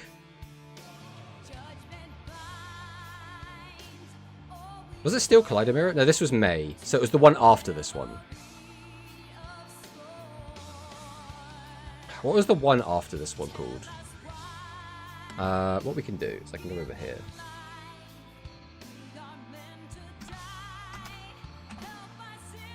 And find out what it was. It was Heavy Strike Excavator. It was this. This was the box. So it was the plant box. Guys, I'm not going to lie. I don't think this box was as impactful. Everyone bring baseball to Worlds except Zark. The worst box we get in Rush. Was this the worst box? Like, is there actually no box worse than this? I mean, plants were pretty abysmal. Let's be honest. The worm stuff was alright. Like, this deck was meta-relevant a couple of times. Swift Guy did nothing. Witness didn't really do anything. I mean, guys, Buster Blader did win Worlds. Like, check and mate, atheists. Come on. Vast Vulcan was a funny meme deck that we did see a few times. It's really sad that we saw Vast Vulcan actually do stuff and actually topped a couple of tournaments. Do you know what we never saw do literally anything? We never saw plants do anything at all. No one could even come up with like a gimmicky meme build to make this deck remotely playable. It was just complete ass from start to finish. I remember grind 999 gems for this. It was right after I started playing. There you go. Hear me out. Barry Statue of the Inferno. You know, I'm not feeling it, really. But, you know, I think weirder things may have happened. Looks Dark Magician. I don't know, man. It's weird. It's weird.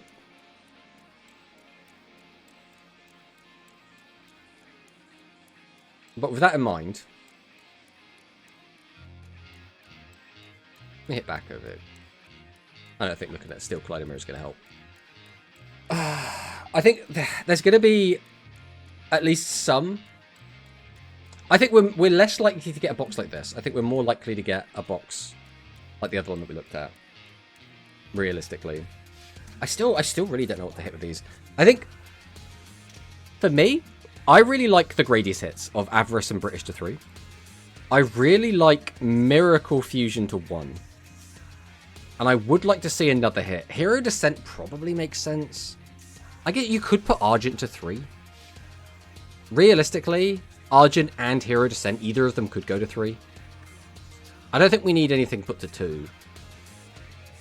We could if we just literally want to like hurt the deck just a little bit more.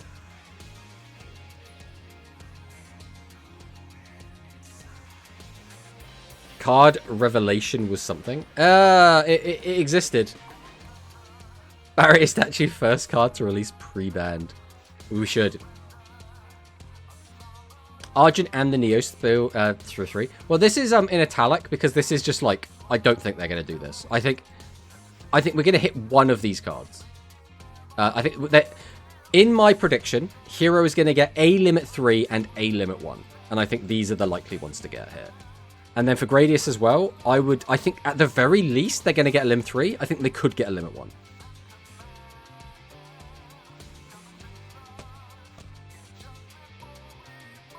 If we said Chrysaor to 2.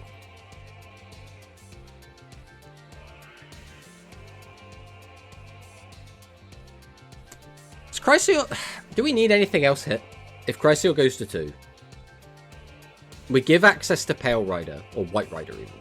So we're back up to 3 White Riders. Or maybe even, like we say, a 2-1 split.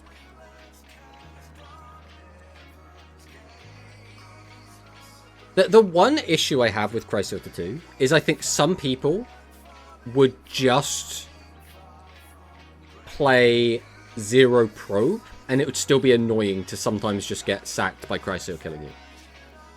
Like, Chrysaor to 1, Dark Galaxy is okay, the problem is Chrysaor.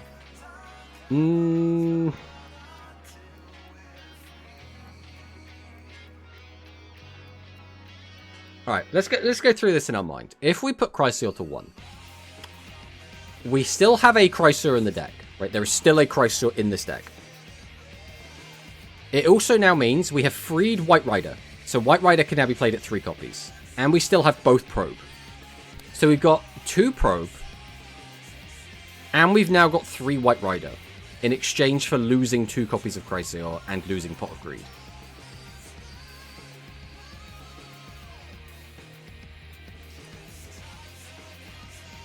In an ideal, we just remove Chrysaor from the deck, right? But I don't...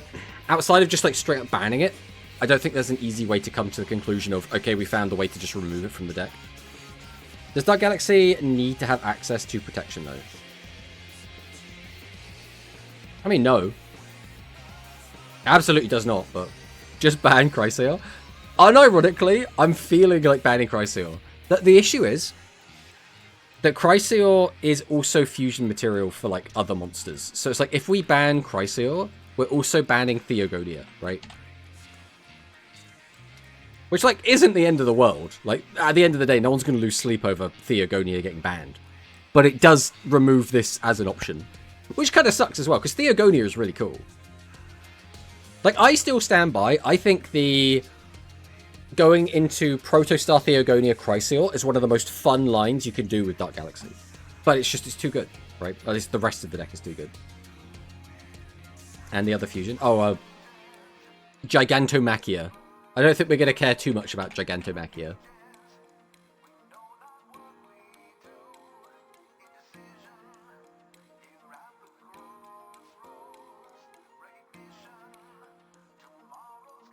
I do prefer this at 1 than 2, though, to be honest.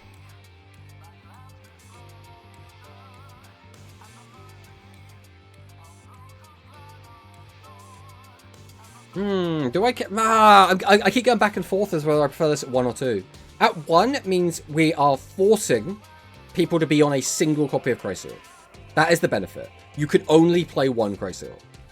Which now means you have to get kind of lucky to get access to it. You either need to open it, or you need to mill it with lava, or you need to mill it off of, like... Or you need to draw into it with cool stars, or mill into it with Cataphract, right? There are still ways to get to it, but you have to get lucky. But then it just feels like if your opponent just gets lucky, they just get to bully you anyway. And it also feels really bad. Lose Pot of Greed. Losing Pot of Greed is quite big. Losing Pot of Greed is quite big. But it also now means you get to keep 2 Probe. Which I guess keeping 2 Probe isn't the end of the world. But then on the flip side, we now get the White Riders. Does White Rider matter too much? Like, it's a buff to the deck, but I think if Chrysaor is gone, the deck feels so much weaker. Because there's a knock-on effect, right?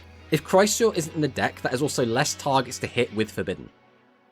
Which means you're less likely to get a pop off of that effect.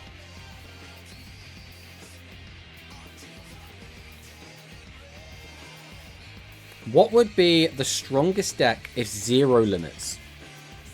What do you mean? Do you mean if every deck had all of the limits removed? Or do you mean if we just didn't affect the ban list, what do I currently think is the strongest one? Wish they free compulsory. Legend Trap is so ass in this moment. I mean, Compulse is really good. Like, it's really strong. It's just, are you going to play it over the limit once, right? Because if you hit a Forbidden Requiem with a Compulse, you pretty much just win the game.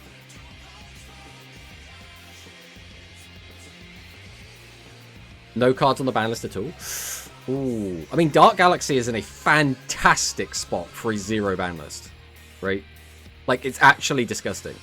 You've got Chrysaor, you still got the contact fusions, which is just absolutely insane. You've got White Rider to just give you free pluses along with your Cataphract. Stalk is still just absolutely incredible. There's like so much to do.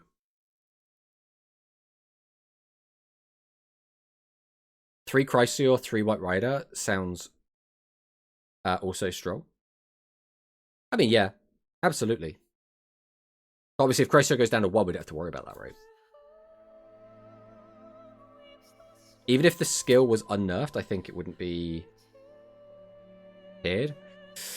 Yeah, realistically, I think Light Galaxy needs more cards and a new skill. I think the new cards they got are decent, but they haven't, like, drastically changed the playstyle of the deck at all. The deck still does the same thing, which is we're going to spin a load of plates, do some fusions, make guys that are big attack, and attack. So like that hasn't changed. It's just now we have more ways of doing that. We haven't even made it easier to do. We just have different ways to get there, which is awkward. I think the deck needs a new skill, and I think it needs some more of the Transam fusions. If we get more of the Transam fusions, like it could actually be kind of insane, right? Like if we get up Transam and we filter by not released. Like, if we can get... Oh, we're not going to get the Prime stuff yet. Transamu Road Rhynac would be neat, but I don't think it's really in this conversation. Transamu Velga Rhynac would obviously be a good one. But again, sort of not in the same conversation. I think we'll come back to that, because this is going to be part of the Chaos Galaxy stuff. Assault Lilac would be huge.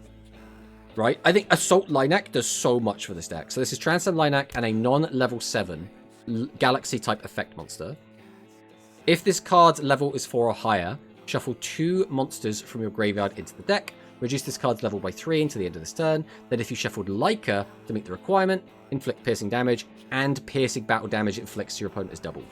This card is like so crazy. Like it just gives you such a good way to like finish your opponents off if they have defense position monsters.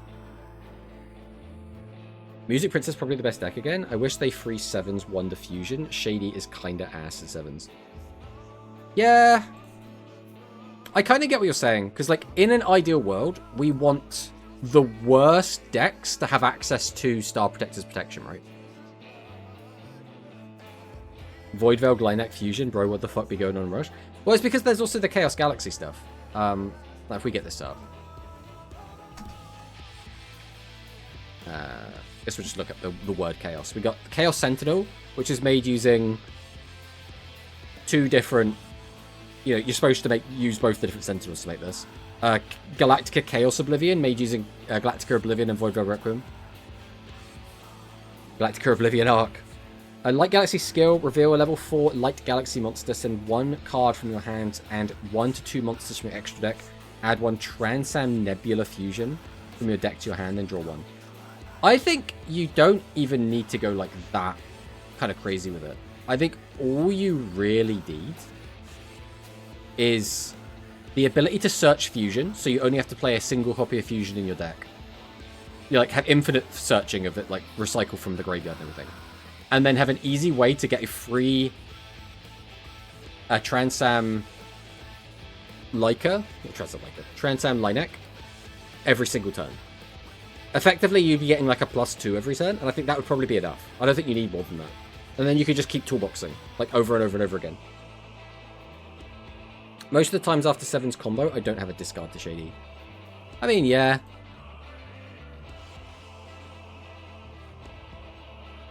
I mean, would that do? Is that probably fine? Probably don't need more than that.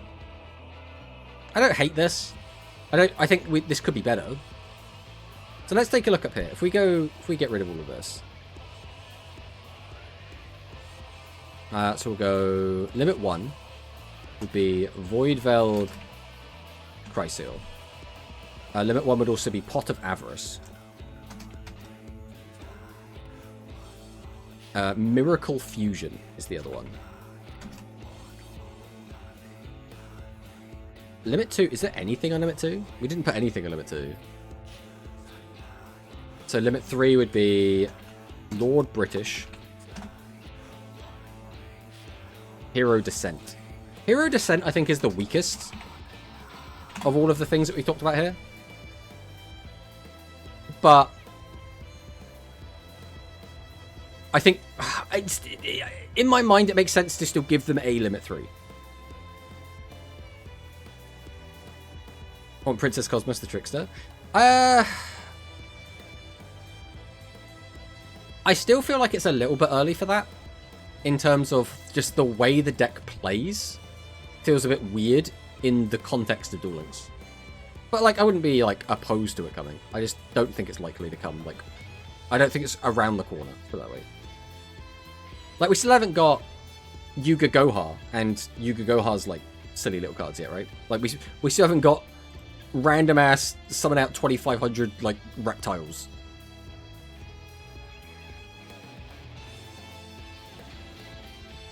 I mean, maybe that's just it. Maybe we don't need anything more than this. I don't think we hit Ether. There's no reason to hit Ether. I would like to see High Tech get hit, but I don't think we need to hit High Tech. The other thing is unlimits. I don't know what we're going to unlimit. If we jump over to here. Like, does anything here, like, warrant getting unlimited, like, straight up? Grand Extreme could probably come off, guys. I don't know. What do you guys think about Grand Extreme? Do we think Grand Extreme needs to be on here? Part of me thinks it's just not doing anything. Like, the only reason to be worried about it would be if you're worried about, like, a Dragius or Chrysaor plus Polglace Spears, right? Other than that, I don't think it matters at all. Upstart Goblin deck soon? Well, the Upstart Goblin deck is just dinosaurs, really.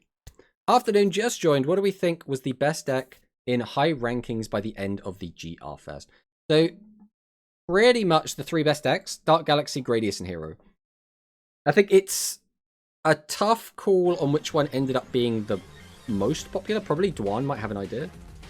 1,000 Knives to 2. Specifically to 2, not to 3 or unlimited. Let's get the list back up. So if it went to 2, it doesn't really conflict with anything. If it went to 3, it would be potentially conflicting with a couple of bits and bobs. I guess like the primary one would be Star Protects Protection.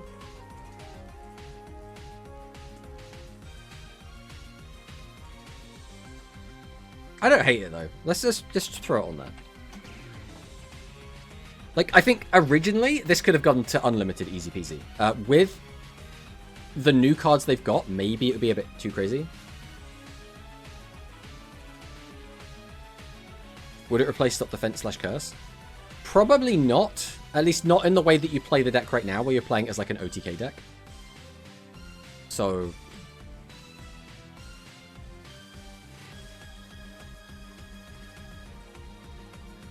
I don't think we probably need to hit any of the rest of this.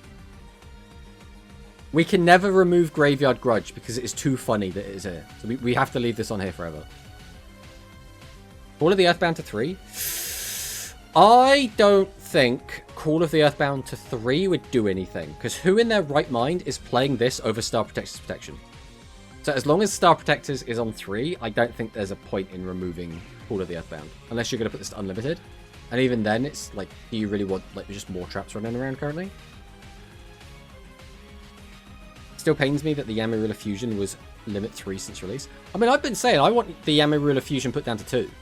If this goes down to 2, suddenly the deck becomes like at least potentially playable. So let's put it up here again. Yami Terasu. I always like the idea of that to 2. Free Rush Horn. No, we can never free Rush Horn. 5 Gradius in the top 10. There you go. That's what we want to see.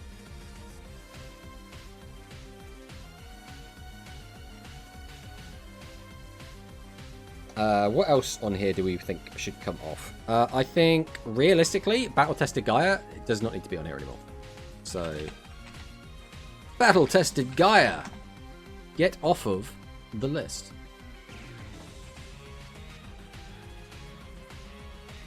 I mean, Harpy Lady Sisters doesn't need to be on here. At the same time, the deck will need limit 3s again eventually. So I'm like, does it matter if we take this off? I don't know. Like, when we get more Harpy support, we are going to need limited Harpy cards. So I don't mind if that stays limited for now. Why is Extra Spice, the Elite Noodle Ninja, still here? Because Konami still hate the burn strategy. They absolutely do. Which is why they've actively tried to dissuade you from using this in the current Noodle deck. We probably don't need Siesta Torero still on here. Let's be honest, guys. I don't think Siesta Torero is going to break the meta game. Ice Pot Bear? Do we? Guys, I think we're at the point where Ice Pot Bear can come off the list. Maybe I'm a bit optimistic, but remove the Galaxy equip. But it's really funny that it's here. The Galactica Zyphos. Yeah, I don't think it's going to do much. Even if it ended up being good or like played, I don't think it would. It would be like a really, really sacky, silly OTK deck, and I think that sort of deck would be fine. It's not going to be like overly competitive one way or another. Is that everything? I'm hesitant to take Jamp Check off because this card is still really strong. It's just right now, obviously, you wouldn't use it, but I'm hesitant to take this off. Thunder Gazelle. So the only thing I have to say about Thunder Gazelle is one, it's at limit 3, so it's not really clashing with anything. So I don't think it would matter too much if it did come off. And it is sort of generic. So like, I get them not wanting to take this off in terms of like, they're worried about very specific other cards. But ultimately, I just don't think it would see play if it did come off the list. Whereas I think some of these would. I think you might actually see Battle-Tested Gaia see a little bit of play if it came off limit 3. Like, I don't think it's going to be like widespread. You think the Towline Cattle Healer can be freed? I think this was a hit, a preemptive hit. I don't think they expected this to be good on release. I think they expect this to be good later on. That's like my gut feeling with this card. Yami Ruler? Nah, Yami Ruler's fine. Yami Tarasu can go to 2. So we can have both of these two actually in the same deck and not feel like we're absolutely gimped because of it. But like to see us get Curse of Dragon for Gaia. Yes, the thing is, the Curse of Dragon is really, really good. So it's still going to be called Veteran, I think, on here. This card is really good. Like, really, really good.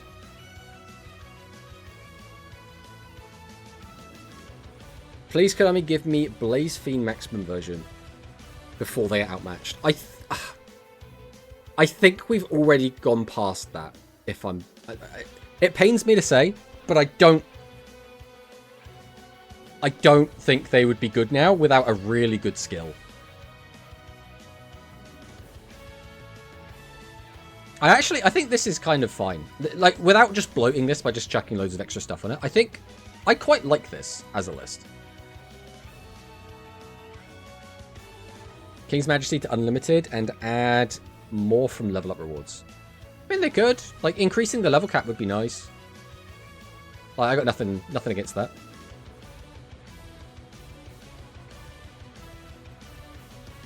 Alright. I think with that done, we are going to move on. We're going to talk about some of the other bits and bobs before the Nintendo Direct starts. So, first things first, we're going to take a look at some of the OCG cards. So 7 cards from Union Base. So we have... Oh, look at that. Look at that artwork. Now, alright. I might be a bit biased, but I love the gold, black, and blue, like, edgy versions of the XYZ cards. I think these cards are so cool. So we have X Trial Cannon. Level 4, 1300 attack. Send the top 2 cards of your deck to the graveyard. This card's name becomes X-Head Cannon for the rest of this turn. Then you can choose a Y Trial Dragon or Z Trial Tank in your graveyard, add them to hand. After this effect is activated, you cannot special summon monsters from the extra deck except light machine monsters. Or just light monsters. Okay, just light. So mill 2, change name, get a card back from the graveyard. That's just good. That's a fantastic card. That's just absolutely great. Y Trial Dragon, 1000, 1000. Send the top card of your deck to the graveyard. Okay, milling 1, not as good as milling 2, but still good. Card's name becomes Y Dragon Head. Okay, that's good. Then you can fusion summon either XY or YZ by placing monsters on your field or in your graveyard on the bottom of the owner's deck. That is so... This card is also really good. Like, we mill, and then we give up just this body, get to use a body from our graveyard, and then we can immediately make a new fusion. That's really good. And then Z Trial Caterpillar, or Z Trial Tank. Send the top card of your deck to the graveyard. This card's name becomes Z Metal Tank for the rest of the turn. You can fusion summon either XZ or YZ by placing monsters from your field or graveyard on the bottom of the deck. Again, it's basically the same. So these two are both really good. These are just really good cards. Like, really good. We have a reprint. So then we have Spirit of the Stars. Level 2. 812. During the main phase, this card was normal or special summoned. Send the top 3 cards of your deck to the graveyard. Okay, so far so good. Then you can fusion summon a monster whose materials specifically mention either Spirit of the Stars or Pleiade, the Sacred Shooting Star, by sending monsters from your hand or field to the graveyard. This is fine. Like, this effect is fine. The question is, what can we actually make with it? That's what's going to decide how good this card is. But, like, the effect is fine. Encounter of the Stars. So, during the turn, you have not activated Encounter of the Stars, which is, again, similar to a lot of the other Pleiade cards. Excavate the top 6 cards of your deck and show them. You can choose one level 2 Dark Monster with 1200 defense, Star Replete or Fusion from among them, add it to hand, place the remaining cards on the bottom of your deck. I mean, that's fine. It's a little bit awkward that you can't use more than one in a turn, but I get it. And then here, this is the one. This is the one. Look at how cool this card looks, man. So this is Little League Emperor Onomatopoeia, which is so good. Such a cool card. So 1500 attack. If Feverous Spirit Stadium is face up on the field, choose a level 4 Fire Warrior monster in your graveyard, special summon it to your field in face up defense position. Then you can choose a level 8 Fire monster in your graveyard and add it to your hand. For the rest of this turn, you cannot activate the effect of Onomatopoeia. So, if we have the field spell, we get to +2. Which is kind of good. Like, that's pretty good. Is that a cat? What do you mean it's like a cat? Where's the cat? Or are we talking about this? That's a cat.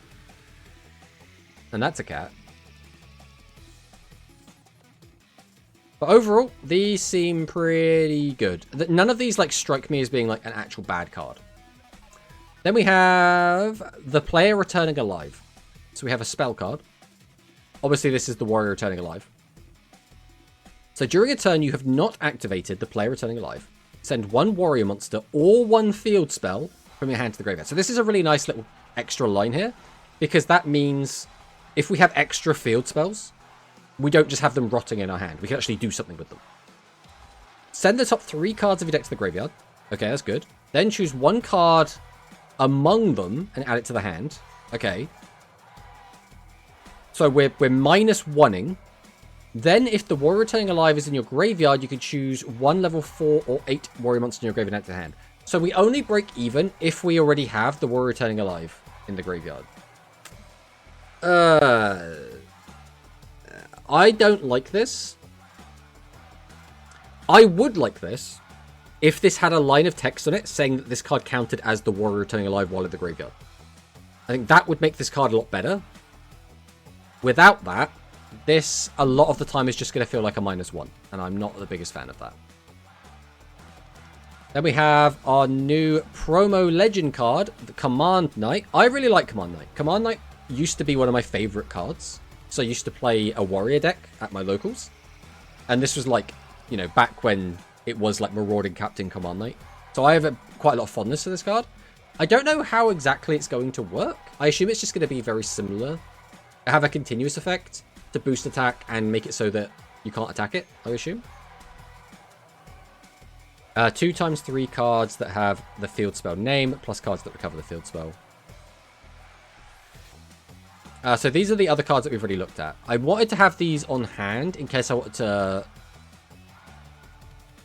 see how the other cards like worked with these ones, but I don't think this matters.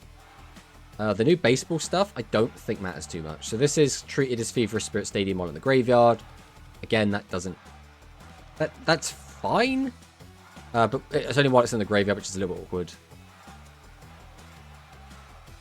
And then we have the played stuff. So this one is made using... So we can make this using the cat. The issue with this card is it just takes so much material to actually make. That is the big issue with it. But right now, I think this is the only monster we can actually make, which is not ideal. And then there's this thing as well, which I don't think matters as well, apart from the fact it is a level 2 dark with the stat line, so we can get it with the spell card. So this is something I did want to talk about. So this was, I believe, the first place finish in Japan. This image has been going around the internet for a little while.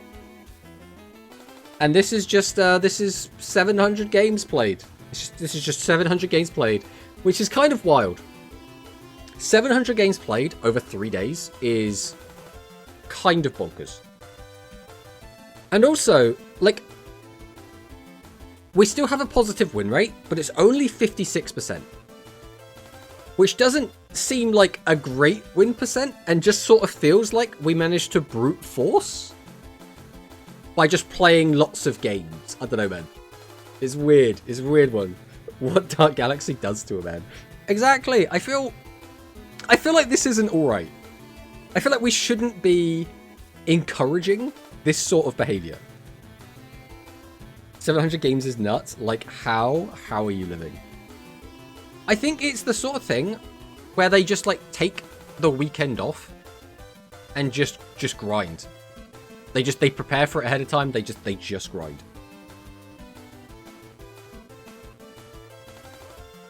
That amount of games is what you strive for. Why would you want that though, Ursus? Like, is it worth it? Is going to Worlds worth it? Who needs sleep when you could play Rush Duels? Exactly. Look at the website for XYZ. We still have at least one more XYZ fusion, OCG original, and one spell or trap. We also have the text line on the website saying Union monsters that give effects when equipped. I wouldn't read too much into that. It could just be that giving them a stat boost is counted as an effect, right? Like it could be that we get one that gives an effect, but it also could not. It was a casino. 700 isn't crazy. I mean, I guess. Play till you can't. Play till you're hospitalized. I don't know, man. It's a weird one for sure. Oh, actually, that's a good reminder. There were some stuff that I wanted to show you from Twitter. Let me grab it quick. So this image was circulating on my Discord server before.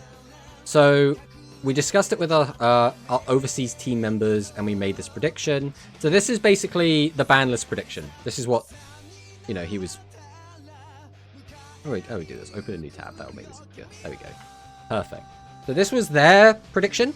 So they think we're going to ban Pot of Greed. Actually, I actually don't hate that.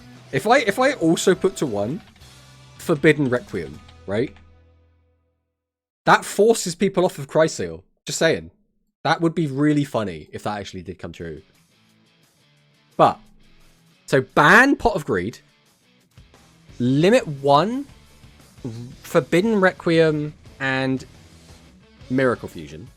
Limit 2 Cataphract and Argent. Now, I don't hate those limit 2s. Because, like, they do hurt the consistency of those decks. But this feels like going in there with a Scalpel. And I don't know if you guys have ever seen how Konami like to hit things. They don't use a Scalpel. They use a Sledgehammer. Greed ban makes sense. I think it does to a certain extent. Because Pot of Greed on limit 1 almost means you're always going to be playing Pot of Greed. So as long as it just exists, you will just keep playing Pot of Greed as your limit 1, right? Is this tomato sauce? Hello, Paco, Wako, Daco. Hello, hello. Congratulations on probably being first place in A. It also is kind of wild as well, by the way, that we've had Paco and Giorfio are now, I believe, going to be the only two players to make it to all three Rush World Championships, which is kind of wild. Kind of wild. JP players always put greed on the ban predictions. I mean, I kind of get it. Like, I kind of get it. 4th ever banned Rush card. I mean, potentially. Greed is too good. It deserves a ban. Also, cards are getting hit to be taken out. I mean, it makes sense, right? Where's Chrysaor? Apparently, they don't mind Chrysaor. In fact, if you think about it, this is like a very, very tame list for specifically Dark Galaxy. Like, very, very tame. So funny to me how the hero skill is still one of the few meta-relevant skills that can be used going first. I mean, you're not wrong. 6 minutes before direct? Yeah, we're going to be swapping over to the direct in a minute. We already have it up, so I can just click over here. Aha! I refresh that.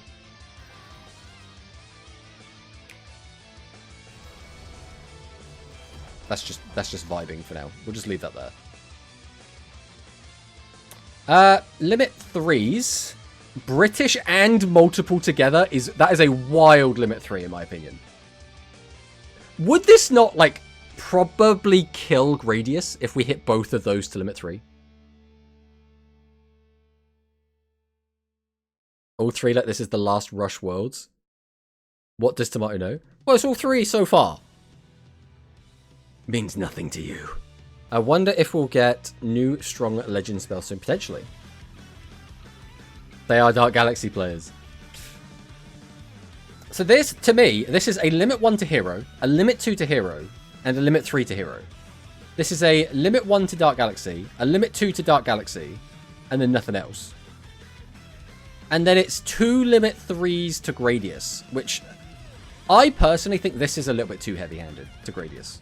But yeah, in my opinion, this makes hero feel a little bit weaker. It makes Dark Galaxy feel very marginally weaker. And it makes Gradius feel like it's almost dead. That is how this looks to me. Heroes will probably be fine with these hits. Exactly. Exactly. That's my take as well. I think hitting the spell card is fine. And hitting this is fine. In fact, this is even heavier hits than we've got to heroes. But this is like just such an unbelievably heavy hit to Gradius. I'll watch reaction later. Gonna watch the direct on my own. Have fun. Thanks for stopping by, Corey. Always a pleasure. And then the other one I wanted to show you is this one. This is another one that I saw get posted. And as we can see, limit 1, limit 2 Chrysaor, and then limit 3 Voltic and Power Meter. So this the power meter hit, I think, is basically the same as hitting anything else in the deck to limit 3. It's whatever. So that could be, this could be anything. As long as we're only hitting one Gradius card, you could put anything to 3, right? It's whatever. Voltic is quite an impactful one, because putting Voltic to 3 effectively means we're taking 1 circulation out, which is actually quite an interesting idea. I believe this one because it has no hit for new cards. I don't mind this list, to be honest. I don't mind this list either, to be honest. I always thought Ripple Laser to 3 is more likely, but it doesn't really matter. I think Ripple Laser doesn't make a lot of sense because it's a box UR and it's in the extra deck. Which means I think both of those things make it slightly less likely that it will be hit. Now, it doesn't mean it's not going to get hit. It just means it's slightly less likely to get hit. But yeah, I don't hate this, to be perfectly honest. Alright. Well, now, we're going to go ahead and get ready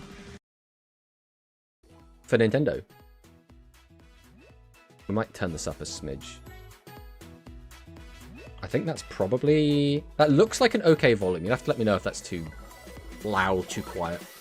And I suppose we'll change our directory as well, so that people don't come in expecting us to be playing the old Duel Links. All the playing of Duel Links that we've done so far. What is this? What is it called? There's a specific category for when we do these sorts of shows. What are they called? I can't remember what it's called. It's like, I could go find out, I suppose. That's not too difficult to do. Special events. That's the one. We'll go special events.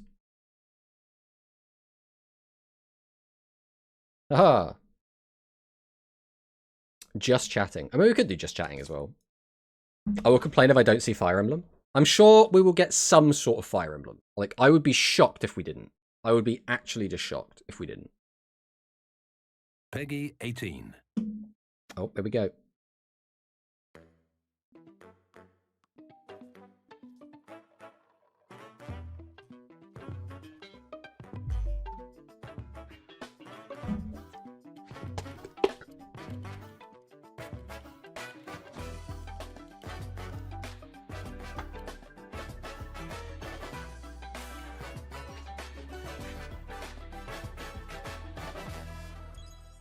What I might do is do a cheeky refresh.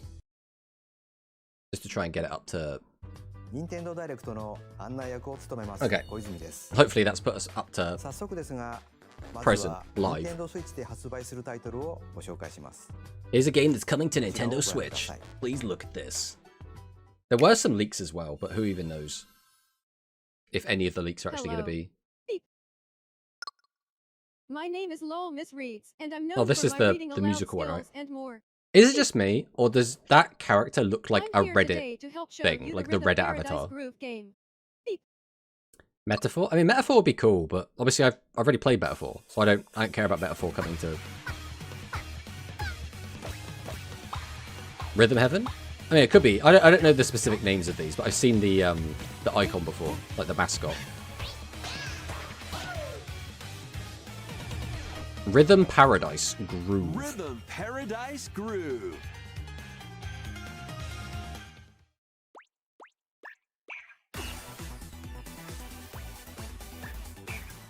Playing this game is I personally am not a big rhythm gamer, so this doesn't do much for me specifically. Press the correct button. That's all there is to it. But it's not always the same rhythm. Bam. Listen carefully to the beat. I will say, generally, when you get these sort of showcases, you start and end with the big games. The fact we're starting with Rhythm Paradise tells me we're probably not going to have a lot of like real bangers in today's showcase. As you play through the game, you can unlock different modes. For example, The kingdom's everlasting peace rests on your shoulders. Finally, you're awake. go forth, magician. I can't No, it's got like an lose. RPG And mode. use the magical power of rhythm This sort of to reminds beat me of, if monsters. anyone ever had a 3DS, there was like Cast an a fire RPG spell mode with where you would BA. like walk around and have it like your 3DS would like communicate with other people's 3DSs, and then you'd like collect them in your party and then go around and just like fight, So you know, really auto wanna battle fight, your huh? way through like little Spells will RPG strike quests. a chord against the This kind of reminds me of that. face. Groove on and tip the Street Me scales quest to is like, victory. yeah, that. I used to play that when I was at It's university. time for the Who's Got Rhythm quiz show. Plus, there are even more rhythm games in the lineup. Enjoy all of this while playing Street Me quest was kind of solo. neat. It was a lot And better when you were actively Dan, going to Emily, a place with a Leo, lot of people that had Sarah. access to those devices, right? So like university or attack. school or college, up something to like that. 4 players can enjoy dedicated rhythm games. Note the timing and block the arrows. Grab the snack at exactly 3 o'clock. This is a very long Or aim Section. for 3 o'clock on the dot. to be given to this game.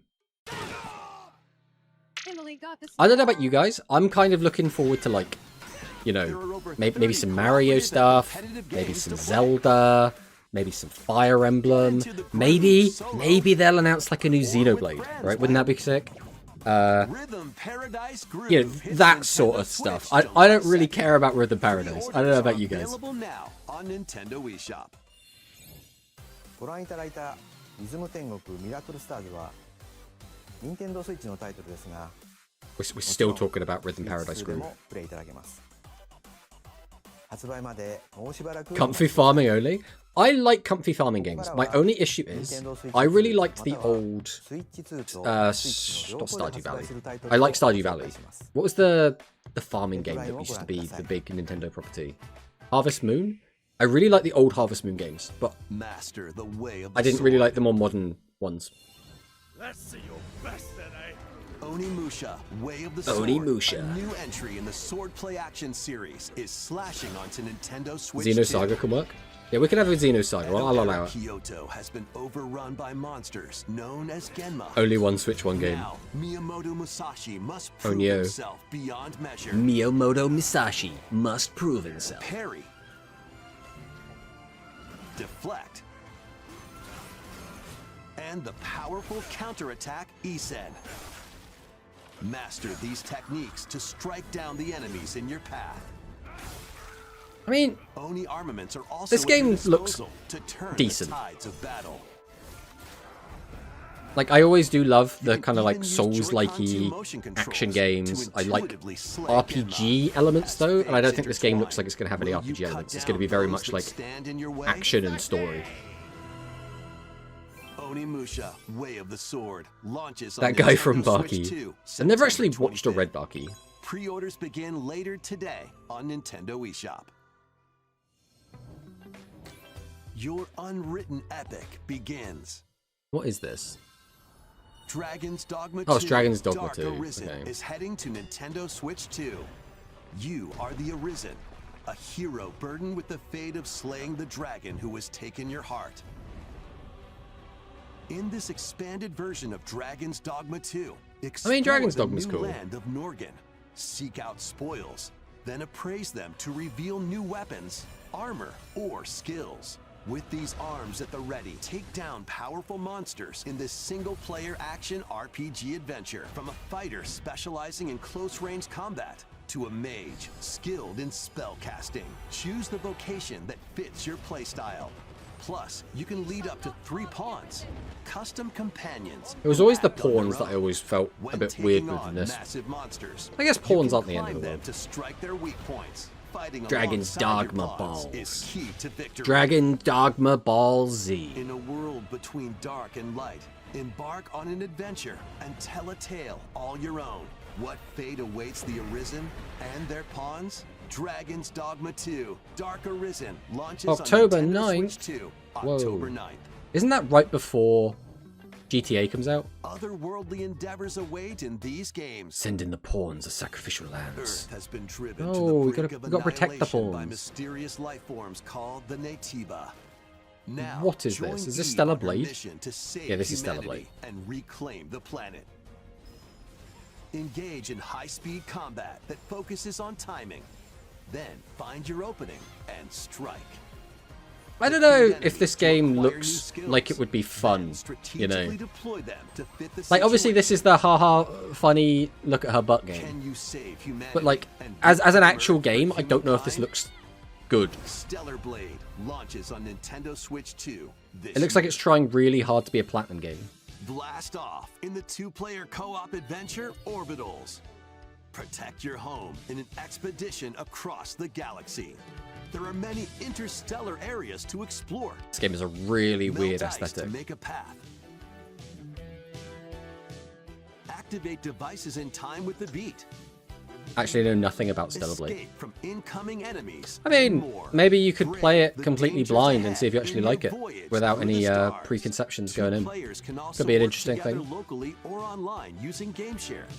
Work together and overcome the crisis of the cosmos. Orbitals launches exclusively on Nintendo Switch 2 September 3rd. Pre-orders begin later today on Nintendo eShop. This is another one of those games that I just don't Journey have through any the interest glade in. of dreams in this bold reimagining of Rayman I mean, Legends.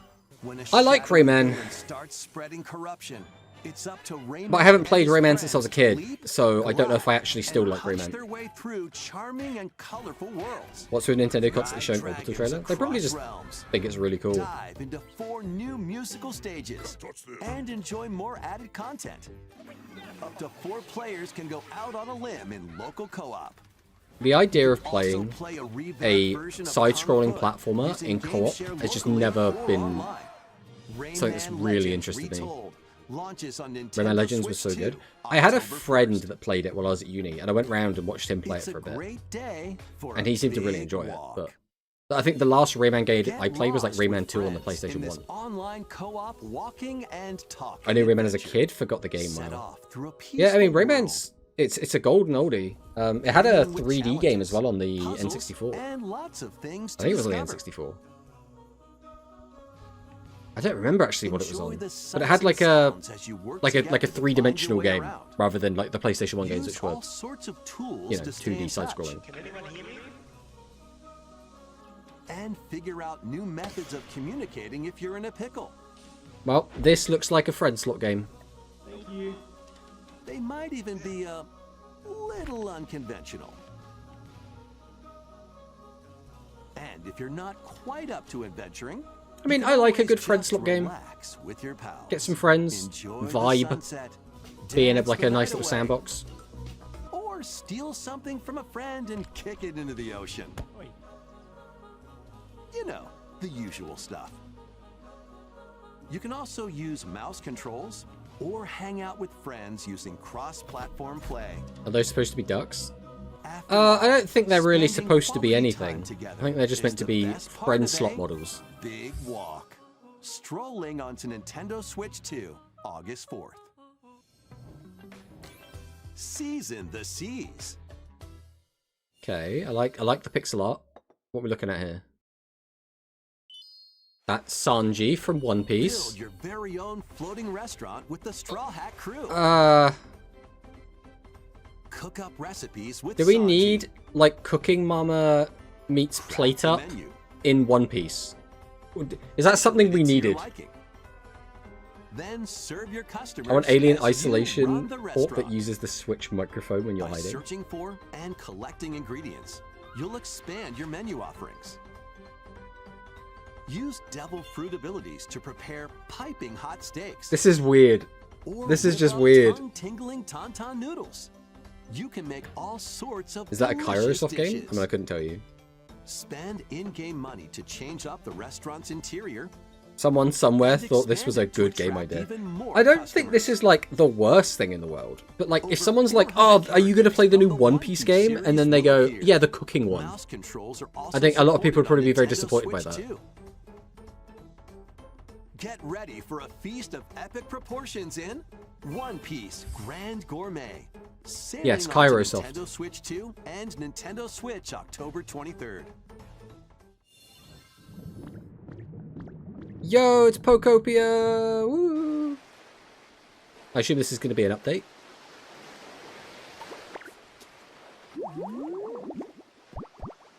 Underwater update, maybe?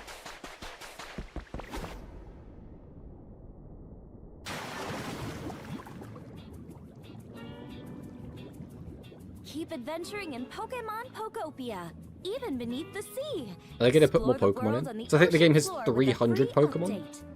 By using the new move Dive, you can enjoy life with Pokemon living under the sea. I don't know enough about this game to know if any of these are new Pokemon Plant for this game. grass, build structures, and expand your towns underwater. This free update is scheduled to release in August 2026. And there's more. The Pokemon Pokopia Expansion Pass paid Oh, DLC expansion is on pass, the way. paid DLC. Discover a brand new town, Bubbly Basin. There you'll find new furniture, new outfits, and new friends. Poplio. Mudkip. The I forget what Pokemon that other crab is called. Pokopia Expansion Corfish? Pass paid Corfish? DLC will be available later today on Nintendo eShop. Part Pokopia looks 1 of great, the but not paid for me. DLC, Bubbly Basin, Yeah, launches this I think it's a August. great game if Part you 2 like and Part 3 will launch at designing a later stuff. date. You like Look building out little for more towns and stuff. details in the future. If you just want to like play the game, like, you know, complete the story or whatever, I don't think there's much there for you.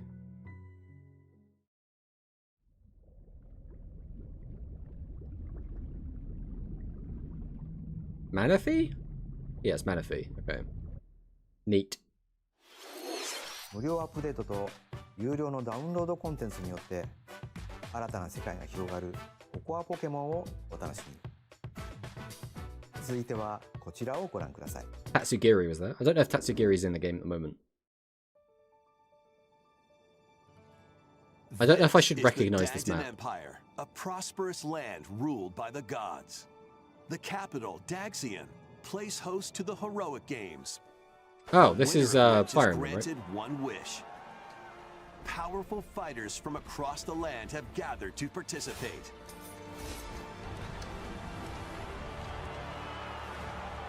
Fortune's Weave. Right, here we go. Show me some new stuff. The story revolves around 4 heroes. Kai, a young boy determined to win the games to save his I quite imprisoned like Kai's father. design. Dietrich, a swordsman. ever Dietrich on the hunt looks for a stronger very foe. pompous, but like not in a bad way. Theodora, a queen seeking to fulfill the Theodora long-held is, dream I mean, of she's her my queen. homeland. Say that much. And Lita, a musician with her sights set Yeah, on I don't revenge. dislike any of these designs. Guide whichever character you choose to victory as they weave their own unique tale. Between matches, you can strengthen Let's your forces go. in different ways. Baj doesn't have to kill someone. Not today. Maybe next time. Hone your techniques at the training grounds. Alucard. I kind of get it. He looks a bit like Castlevania Alucard. Recruit new allies. Or travel beyond Daxian's walls to gain experience. Level up. How you spend your free time is up to you. Combat takes the form of turn-based tactical battles. That sure looks like Consider Fire your Emblem. weapon's range and your unit's strengths on the battlefield. Plus, each of the 4 main characters comes with their own special techniques. Go hit with an ad? No. Using these techniques to the fullest, you might turn the tide of battle. Why didn't I get an ad during Lycopia? I don't know. There's no like ad playing on my end. Because usually it will tell me when ads are playing. But... We look upon the promised one, who will route you here and guide the living to salvation. How did it feel to upheave the world?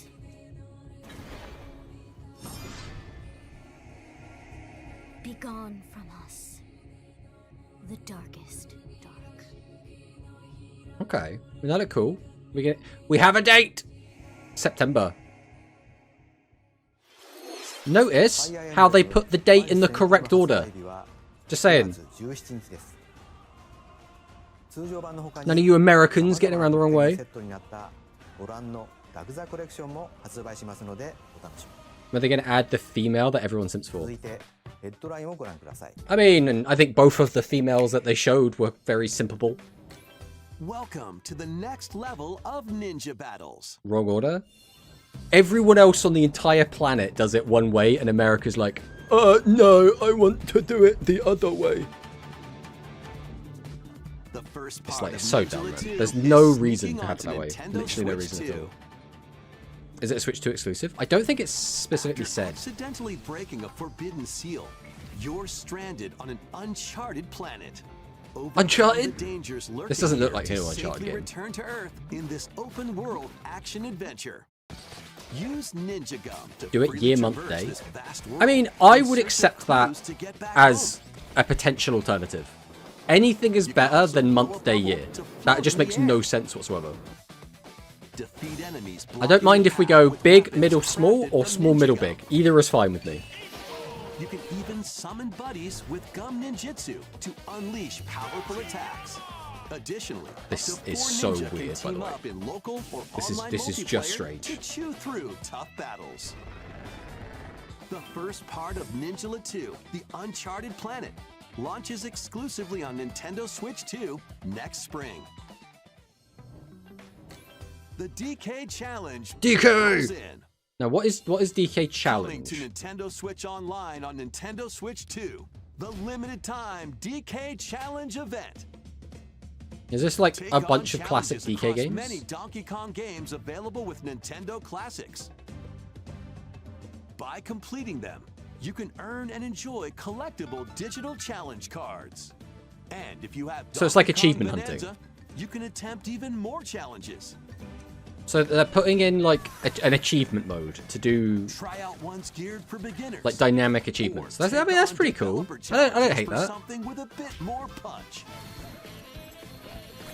This looks like Splatoon for some reason. It kind of did in a way. Games, play challenges, and complete It's the your DK card Meta collection. Weekly. DK Challenge can be accessed via the Nintendo Switch online app on the home menu of your Nintendo Switch 2. You'll be able to barrel through these limited time challenges from tomorrow until September 1st. Plus, in the Donkey Kong Bonanza, DK Island and Emerald Rush paid DLC, a limited time collaboration with Super Mario Bros. Is breaking through. Enjoy outfits What for is DK this? and So, Pauline, inspired Pauline by gets an Mario outfit and Luigi. for Luigi. Oh my god, the mustache on Pauline Coins, looks so good. Super mushrooms, question blocks, and more. Experience Emerald Rush. I mean, this as is you've neat. never seen It's it it's before not with a anything Super super Mario exciting, Brothers but it's not like twist. nothing. This This limited-time is neat. collaboration event will be held in 4 waves, with the first wave beginning. What time is that? later today. 2 a.m. Well, today this is going to be 9 p.m. Looks like. From the creators of Vampire Survivors. Oh, is this the The latest game from the makers of Vampire Survivors, Jujutsu Kaisen Jujutsu Kaisen Kaisen- what? Spell onto Nintendo What? Switch 2. Up to 8 players can compete online for the top spot in this Survivors Royale. What? At the start of a match, players don't battle We're getting directly. Instead, Vampire take down Survivors enemies on your Jujutsu own map to earn Kaisen, points. made by the guys that Each made time Vampire you earn Survivors. 100 points. It's so You can weird. add a rule to your run, including ones that hinder other players. The match culminates in a head-to-head final battle between the top 2 players. Who will be the final survivor? More than 20 characters from the Jujutsu Also, Kaisen I series can't of imagine characters Itadori can is a be particularly unlocked interesting just by character to playing. play this with. Battle Like, he just like online with throws players fists near around. and far, or go it alone against computer-controlled JJK? Yeah, opponents. JJK is Jujutsu Exercise Kaisen. curses, dominate rivals, and rise What's to up the with top. anime Jujutsu working with Kaisen indies today? Rumble It's so weird. Survivathon I guess it's because they don't want launches to on invest Nintendo in Switch 2 this year. actually getting their own game studio, right? Or having to worry about Are you up for the selling the challenge IP in or these games? working with a publisher. Brutal, unforgiving battles storm onto Nintendo Switch 2. In a forsaken world, Ah, Lords a of the Fallen, looming okay. darkness devours all in its path. Now, only one kingdom endures. Defy the will of the gods. 'Cause this to game isn't save out yet. What remains of humanity. Master I assume brutal this is just melee going to be coming combat, to Switch 2 devastating on launch. sorceries, and lethal ranged attacks. Test your mettle against towering abominations on your journey across the realms. I mean, of this the is a game I do living actually want and to play the at some dead. point, so... A hero must Obviously, I won't play it on rise Switch, for but- a god to fall. Lords of the Fallen 2 launches on Nintendo Switch 2 this autumn. Duskbloods? We're probably getting a Duskbloods announcement. Speaking of, this looks Enter very a Duskbloodsy. darkly Oh no, this is elegant Pinocchio, world right? Based on the story of Pinocchio in Yeah, this is Lies Lies of of P. I would be In a surprised if we city didn't under get anything siege, Duskbloods today, you though. must fight rampaging mechanical puppets and seek the cause of this upheaval while confronting your own humanity. I've actually Take played on this game. enemies This game is using so good. customizable weapons It's also and kinda prosthetic hard. arms that allow you to swap between different abilities. But know this, the lies you tell will alter your fate. Lies of P Complete Edition, which includes Overture, a prequel expansion to the main game, launches on Nintendo Switch 2, August 6th. Pre-orders begin later today on Nintendo eShop. The most recent entry in the legendary Devil May Cry Oh, Devil May Cry series 5. is slashing its way onto Nintendo Switch 2. Play as Nero, Dante, V, and Virgil. Give me another E33 each update. armed with different I think battle if they styles were going as to you do fight another off update hordes to of E33, demons you and probably wouldn't epic hear it at a bosses. Nintendo Pull off showcase. stylish attacks, dodges, and combos with your vast arsenal of weapons and skills. Enjoy thrilling, high-octane combat at 60 frames per second. Just think, Baj, soon in you'll be both able to pull your TV devil mode trigger. and handheld mode. Plus, additional content such as battle tracks, character colors, and Devil Breaker weapons for Nero are included. Bang, bang, Devil pull my May devil Cry trigger. 5 Devil Hunter Edition So good. launches on Nintendo Switch 2, June 23rd. Pre-orders begin later today on Nintendo eShop. Enter a mystical era deep in Japan's past. 6 souls determined to forge their own destinies.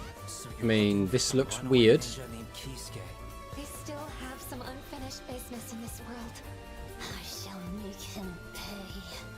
Let's show them we farmers have spirit. I love that one of the characters is just a dude with a hoe. I'd start repenting if I were you. An action RPG for the ages. What fate At this point, I'm waiting for the final announcement. Well, the question is, what do you think the final announcement's going to be? Like, I think there's a good chance that it's like a Mario or a Zelda game. Nintendo Switch 2 Bash! editions of these Bash, 3 it's here! Xenoblade Chronicles games are incoming. All 3 games I'm run really 60 feeling it. frames per second, with 4K resolution in TV mode or Full HD in handheld mode. In-game cutscenes also have enhanced resolution and frame rate. Not only that, Oh. but you can travel on a high-speed vehicle in the first game. Control blades to fight mercenary squad battles in the second. So literally updating all of the games. And put your strength to the test against waves of enemies in the third.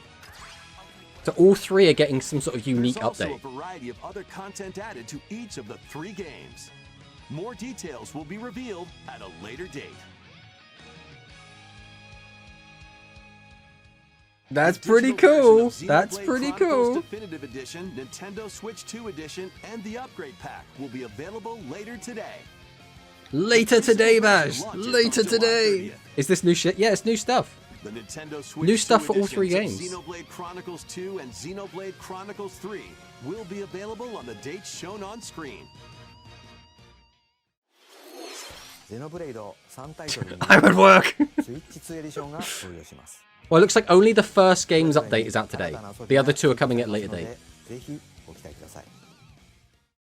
そして新生ゼノブレイドの物語が始まります。今回はその序章をお届けします。 Here are some early moments from the game.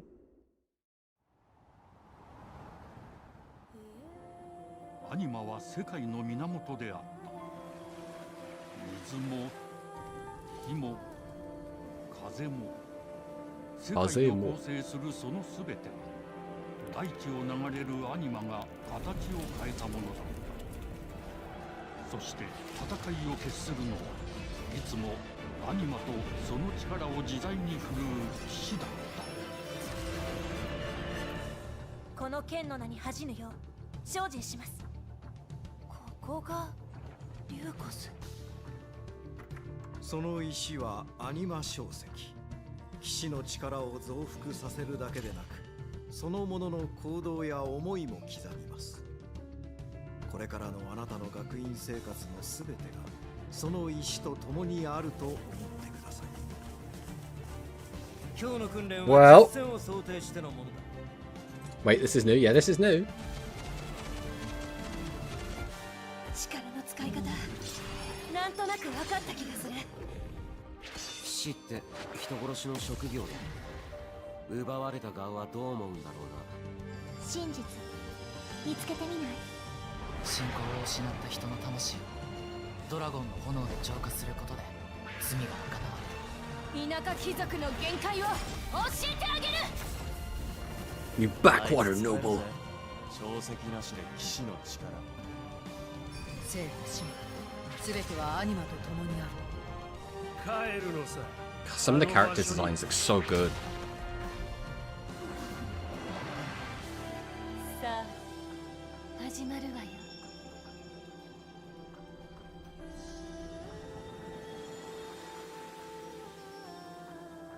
兄上、行ってまいります。ここは6つの太陽に照らし出された大地。そこで人々は知ることになる。破れた神の恨みが未だ晴らされてはいないこと。 The world of Xenoblade has always been like super confusing. How it like bends round on itself. Xenoblade Genesis. Oh boy. 2027. 新たに始まるゼノブレイドジェネシス。 Xenoblade 本作では Genesis. どのような物語が描かれるのか、続報をお待ちください。続いてはこちらをご覧ください。 Oh, well, is this going to be Mario or is this going to be... Oh, is this going to be Wii Resort? Woohoo Island, home to all kinds of sports. Coming to Nintendo Switch 2. Nintendo Yeah, Switch Wii Sports Resort. There we go. The latest game in the series. Use the Joy-Con 2 controller. Got hit with 3 more notifications. I mean, you'd expect to, right? Or even handles. There are 12 sports to choose from. I mean, Wii Resort is neat. It's not really as exciting as like the Xenoblade stuff, to be honest, but... Punch, guard, counter, and outmaneuver for the knockout in boxing. Make quick shots to keep your opponent on their toes. Keep your In opponent table on tennis. their toes. Aim for the center of the target and let that arrow fly. In archery. Enjoy rallies with different types of shots in tennis. Bump, set, and spike in volleyball. Roll the ball straight. I've always been a big give it bowling guy. spin to strike I always liked the in bowling. In bowling. Dribble Still on those avatars? and shoot to score in basketball. I mean, I don't know. Adjust your shot's power, then I also shoot like the your golf stuff club as well, to be in fair. golf. I've always been a big golfer. Battle with one thumb to Oh man, stand thumb your opponent wrestling. at defeat in thumb wrestling. Ride through the course using mouse controls. In Digital thumb skateboarding. wrestling sounds like the worst thing ever. Steer with handle. No! What's going on? How dare you break? In skateboarding. Right, we've... Steer with handle. Has it actually died? Let's jump over to here, see if this works. Enjoy playing all kinds of sports on Nintendo Switch 2. Okay, Nintendo America has Sports saved Resort us. launches UK died, exclusively America is here. Nintendo Switch 2 system October 22nd. Pre-orders begin later today on Nintendo eShop. Nintendo Switch Sports Resort is coming to Nintendo Switch 2. We showed all the sports included, but since we have the opportunity, let's try one of the new sports. Xenoblade logos are generally designed with the concept of the game in mind. Just seeing that logo of the new game is interesting enough. Let's go over the rules. Yeah, same thing happens with Final Hold Fantasy as down well. your opponent's thumb for 3 seconds, and you'll win. If you I cannot jump resist, rope IRL. just shake the And my fear of controller heights to can be break wild. free. I see. And if you keep Well, that's your not thumb ideal. held down, You it'll traitor. get What bigger are we gonna do? The and UK one died. I can't do anything about it. You'll need this to claim victory. Here's to a great thumb wrestling match. The thumb moves. I don't understand why anyone would want to play digital thumb wrestling. Here we go. Let's have a good Look at all those incorrect dates. I know, it's so dumb. Oh, Americans are so stupid. Oh, they broke free. All right. Let's try this. Oh, we bumped thumbs. Oh. Keep 'em pinned. No, hold it. Oh, they broke free again.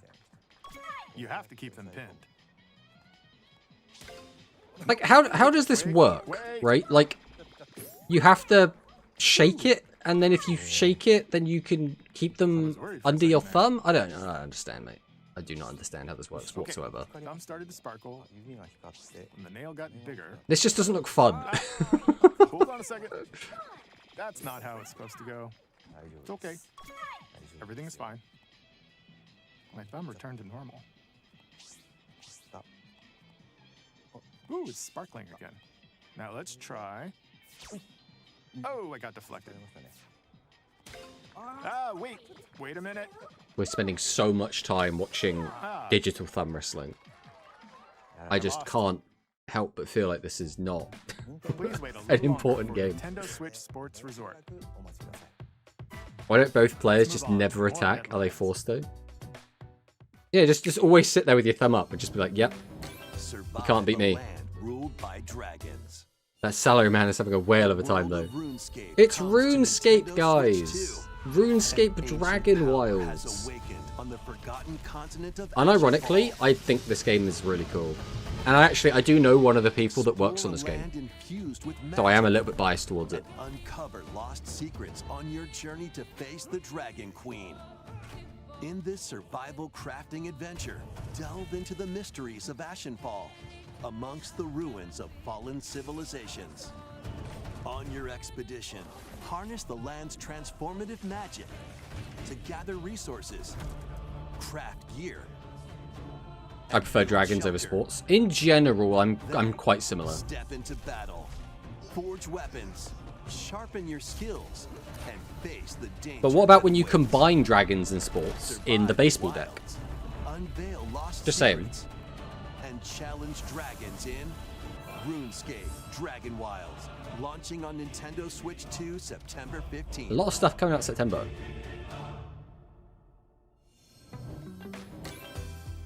Get on board for these games. Customize your own avatar and play in the adorable world of Well, Hello Kitty Partyland. Who's ready for Hello Kitty Partyland? Come on, we got any Hello Kitty fans in the chat? Character-themed mini games and several board games. Give me fancy boots or I'm not playing. There are over 140 That could be arranged. Sanrio characters to meet.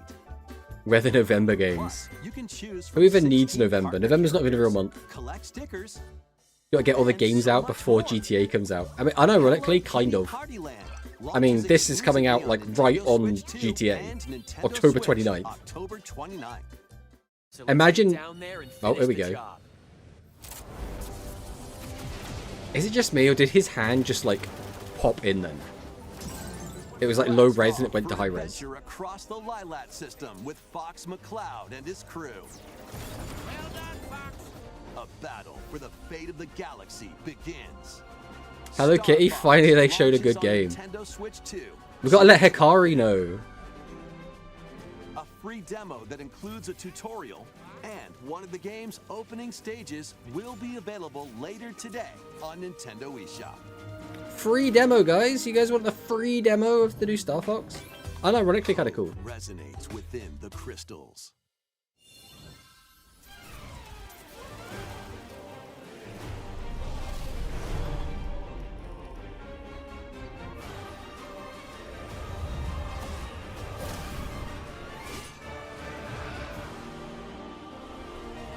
What am I looking at?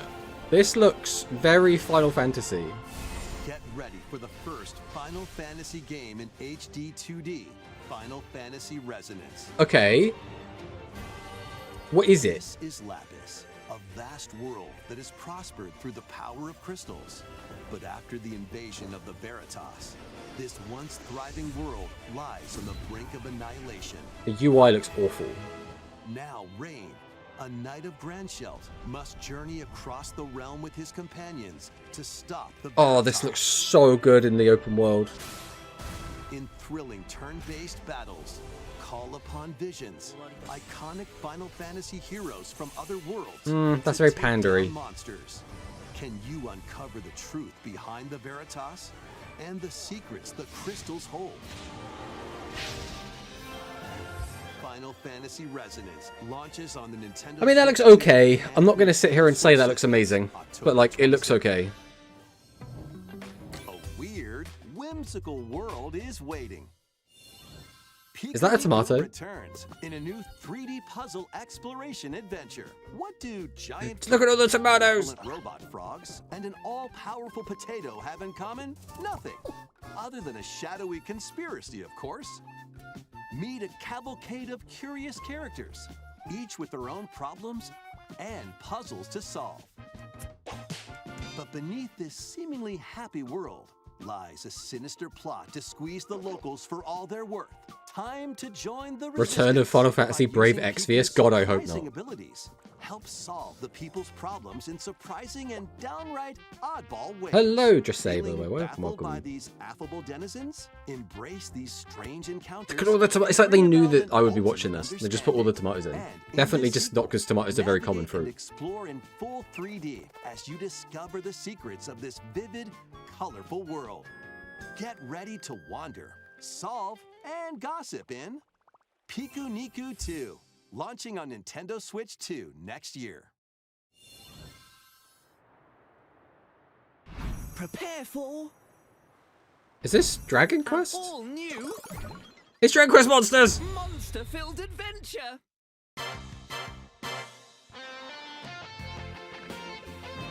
I'm so looking forward to this game, man. I love Dragon Quest Monsters so much.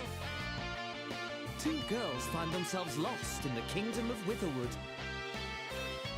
Is this the same trailer we've already seen? Power to turn monsters into friends. No, this is new, right? This is all new stuff. Spot a monster you fancy? Scout it.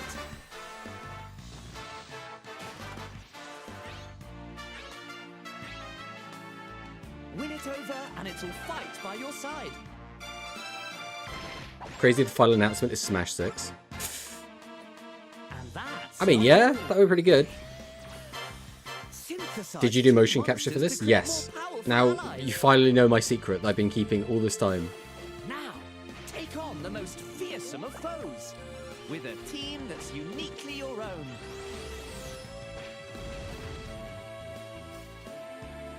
Adventure is calling, and it's monsters. This is going to be such a fun game, by the way. I'm going to love playing this. And it's on Switch 1 as well, which means I can play it on this. I don't even need to buy a Switch 2. You got here.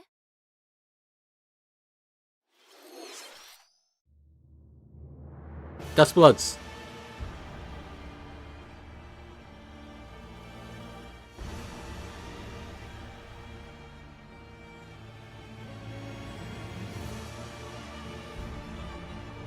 Upon the ancient blood sovereign's honor.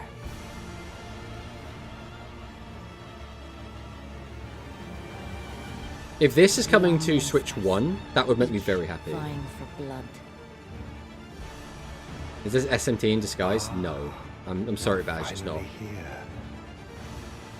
Worthy spirit. The Duskbloods. That's it? That's the whole trailer? Oh, closed network test. Summer. Okay, so around the corner then.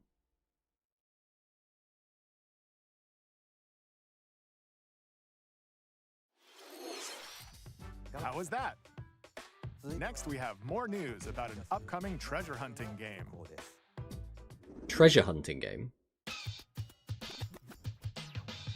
Hey everyone, here's some fresh news about Splatoon Raiders, a new single-player focused adventure. Check out this neat little place. Okay. Hideout ship out on the We're getting a single-player Splatoon game? Cut, a trio of swashbuckling musicians.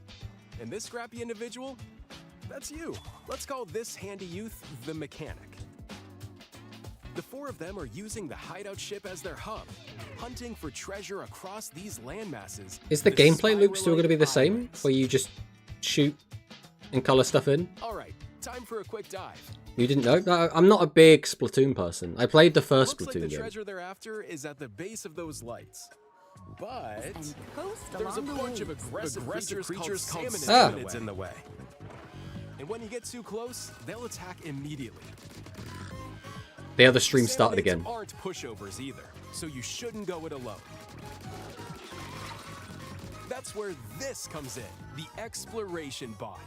A member of Deep Cut pilots it during your treasure hunts and attacks automatically.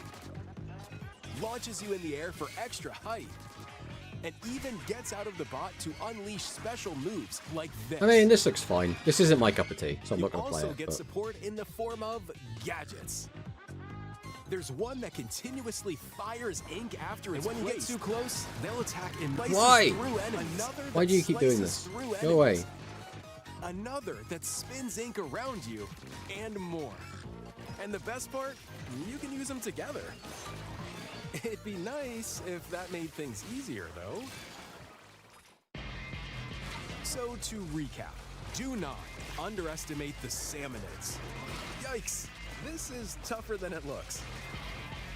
I mean, I'm sure there's going to be people that love this game. The Salmonids aren't the only powerful Yeah, it's just not ones my around cup of tea, really. Through battles, you, the mechanic, will also get stronger by leveling I did actually up. quite enjoy what I played as And you Splatoon can 1. customize all sorts of upgrades to fit your playstyle. UK coming back from the grave, like time's up. unironically. There are even more details to cover in the upcoming Splatoon Raiders Direct, airing on June 30th. And Does it in the need smart its device own app Direct? Nintendo Today. See the story events leading up to Splatoon Raiders with daily comics ahead of launch. Plus, in collaboration with this game, there's going to be a special Splatfest in Splatoon 3. The theme looks like it's about Splatoon Raiders. Details will be announced here. Look out for more info in the future. Waiting for a certain Xenoblade content creator to make a 2-hour video about a 1.5-minute video. That's the best kind of content creators, See really. ya.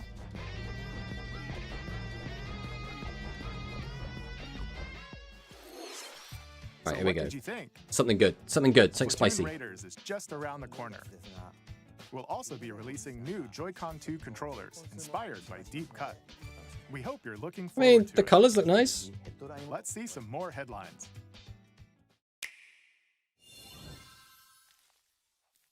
Oh, is this Pikmin? There's no way this is Pikmin. No.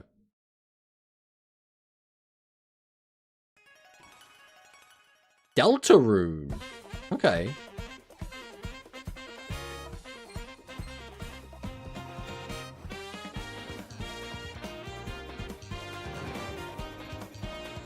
I'm not gonna lie, I played the first chapter of Deltarune, and then as soon as it was like, yeah, the other chapters are coming later, I was like, I am all the way out of this now.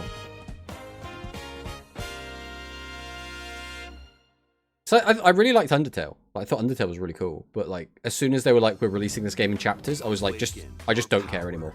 Hey, Metaphor. Metaphor Refantasio, let's go. Heed me, O kingless. This game is so good, by the way, Whosoever guys. have truly earned the greatest faith of the citizenry shall If you ascend like to Persona, throne and crown you by would almost right. certainly love this game. This is the United Kingdom of Uchronia, inhabited by 8 tribes. The next king shall be decided by the will of the people. By decree of the king, as his face floats in the sky, the tournament for the throne begins.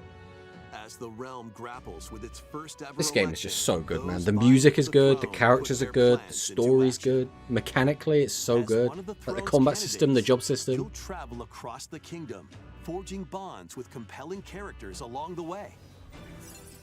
Various enemies stand in your path. The combat music is so good. There are monsters roaming this world, as well as other candidates, and strange beasts known as humans. Control your destiny and change the world in Metaphor Refantasio, launching on the Nintendo Switch November 2 12th. system, That's still so November far 12th. away, man. Create, explore, survive. Just Minecraft? Just Dedicated regular ass Nintendo Minecraft? Switch 2 version of Minecraft is on the way. Okay.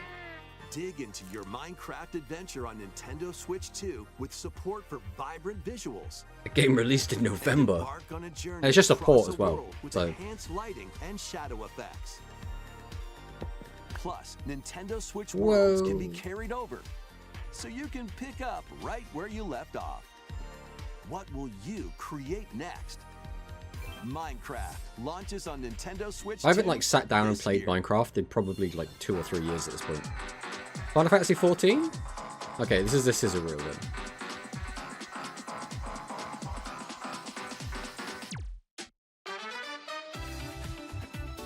Atelier Carrier. This will be a good game as well. All the Atelier games are always really good.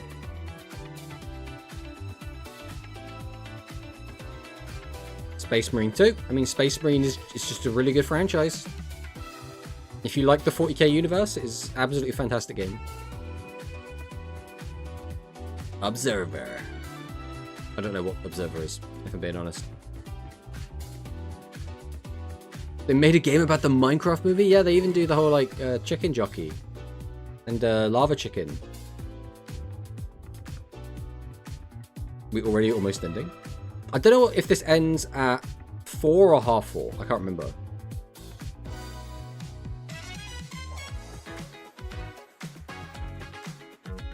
Hey, Metal Gear Solid 1. Or Metal Gear 1.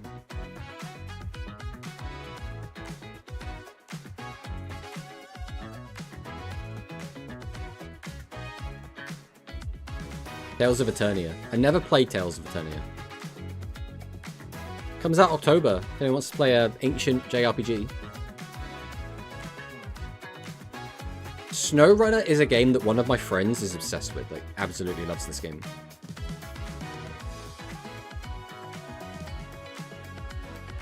Fitness Boxing 3. Smash 6 would go insane. I would much rather have a Mario or a Zelda be the final game. But I'd take Smash.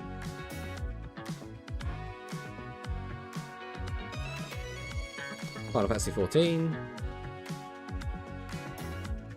Early access as well for the Switch. The battle of light and darkness approaches.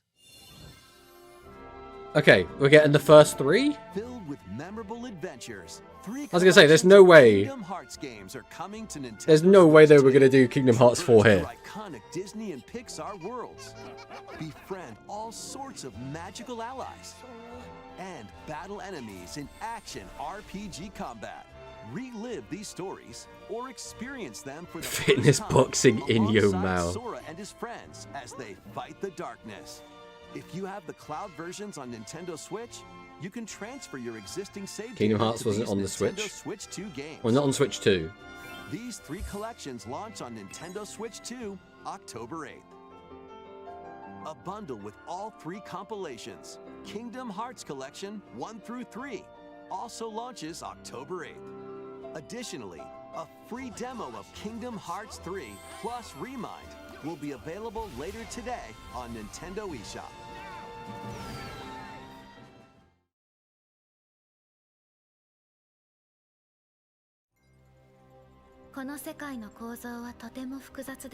There's no way we're doing Kingdom Hearts 4 here, of all places. We're actually doing it here?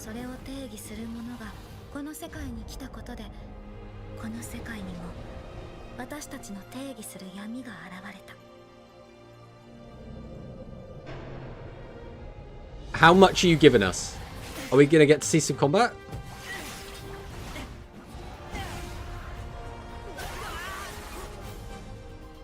We've basically already seen all of this.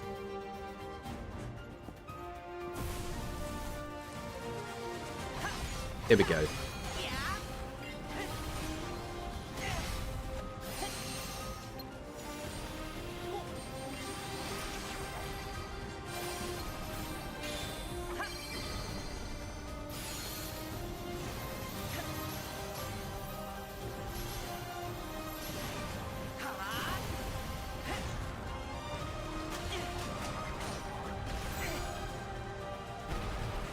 The thing is this the final game they're showing? Because, like, there's no way you don't end with Kingdom Hearts 4.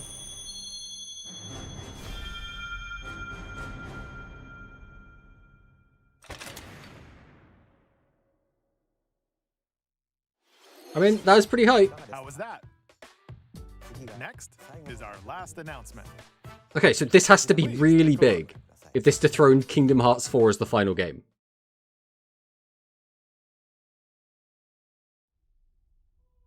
I haven't played 3. Did Sora get sent to Shibuya, Japan? Basically in the post-game. Zelda! Created by beings of supreme divinity. At the very end, Is this an Ocarina of Time remake? small forest. Is this Ocarina of Time? Within it, an ancient solitary tree quietly watched over the inhabitants of the forest. This is so Ocarina of Time. These forest dwellers were called the Kokiri. Each had a fairy companion, and they lived out their innocent... Oh, this is hype, bro! I got goosebumps. However, There was one particular boy who did not have a fairy. This is... Oh, this... Alright, how is this going to look? How is this going to look? This is an Ocarina of Time remake. That's weird. I don't like that. Photorealistic Link looks strange. Put your feet away, Link.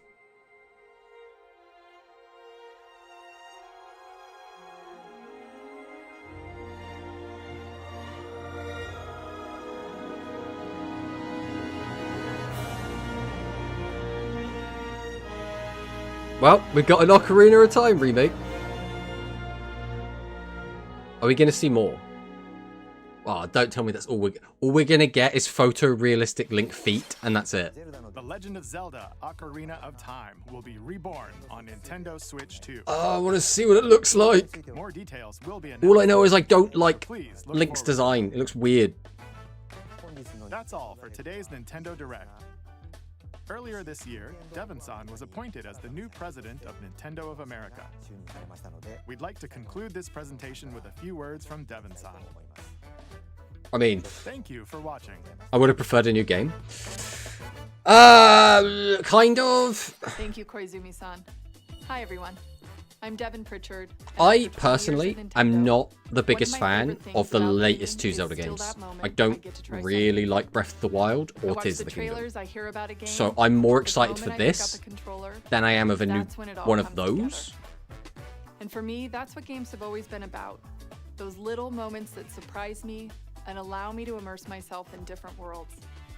You can read about a game, you can watch a trailer, but nothing beats seeing it for yourself. And that's a big part of what Nintendo Treehouse Live is about.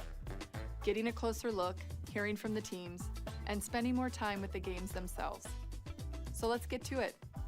We've got a new Nintendo Treehouse Live ready to go, with a few games I hope you find interesting. Are they going to tell us what games are going to be in the Treehouse? Splatoon Raiders in today's Nintendo Direct. This July at San Diego Comic-Con, we'll have the game playable on the Kingdom Hearts 4 look neat. Yeah, I mean, let's be honest. We got Xenoblade, we got a new Final Fantasy game, even though it wasn't a numbered Final Fantasy, it's still a new Final Fantasy. We got Kingdom Hearts 4 and Ocarina of Time remake. Like, this is kind of a banger. And now it's time for Treehouse Live. Over to you, team. Alright, I am going to be stopping the stream in there. We're not going to watch the entire Treehouse. I just wanted to see what games are actually they're planning to talk about on this. So if we can see that, that would be lovely. Stream Xenoblade. I'm actually considering streaming Persona 4 when that comes out. Dan, and Rob. We're here to talk about Star Fox, coming out June 25th. Alright, they're going to talk about Star Fox. Cinematic shooter. Sorry guys, I'm not going to lie. I don't really care about Star Fox, if I'm being honest. So yeah, that's going to be me done for today, I think. I think realistically. I don't know if there's anyone... Joshua Smith is streaming Yu-Gi-Oh! Duel Links right now, which is kind of wild. But we are going to be heading off. If you need me, I'm going to go on YouTube to rewatch the trailer because I know I missed some stuff. Also, Falco's legs. Always Falco's legs. But thank you guys for watching. I am planning tomorrow to be doing the watch along. So the plan is tomorrow, Zexa watch along. Thursday, playing Speed. Sunday, probably not streaming. That is probably the plan. But thank you guys so much for watching. It's been a pleasure as always. And I'll see you next time. Goodbye!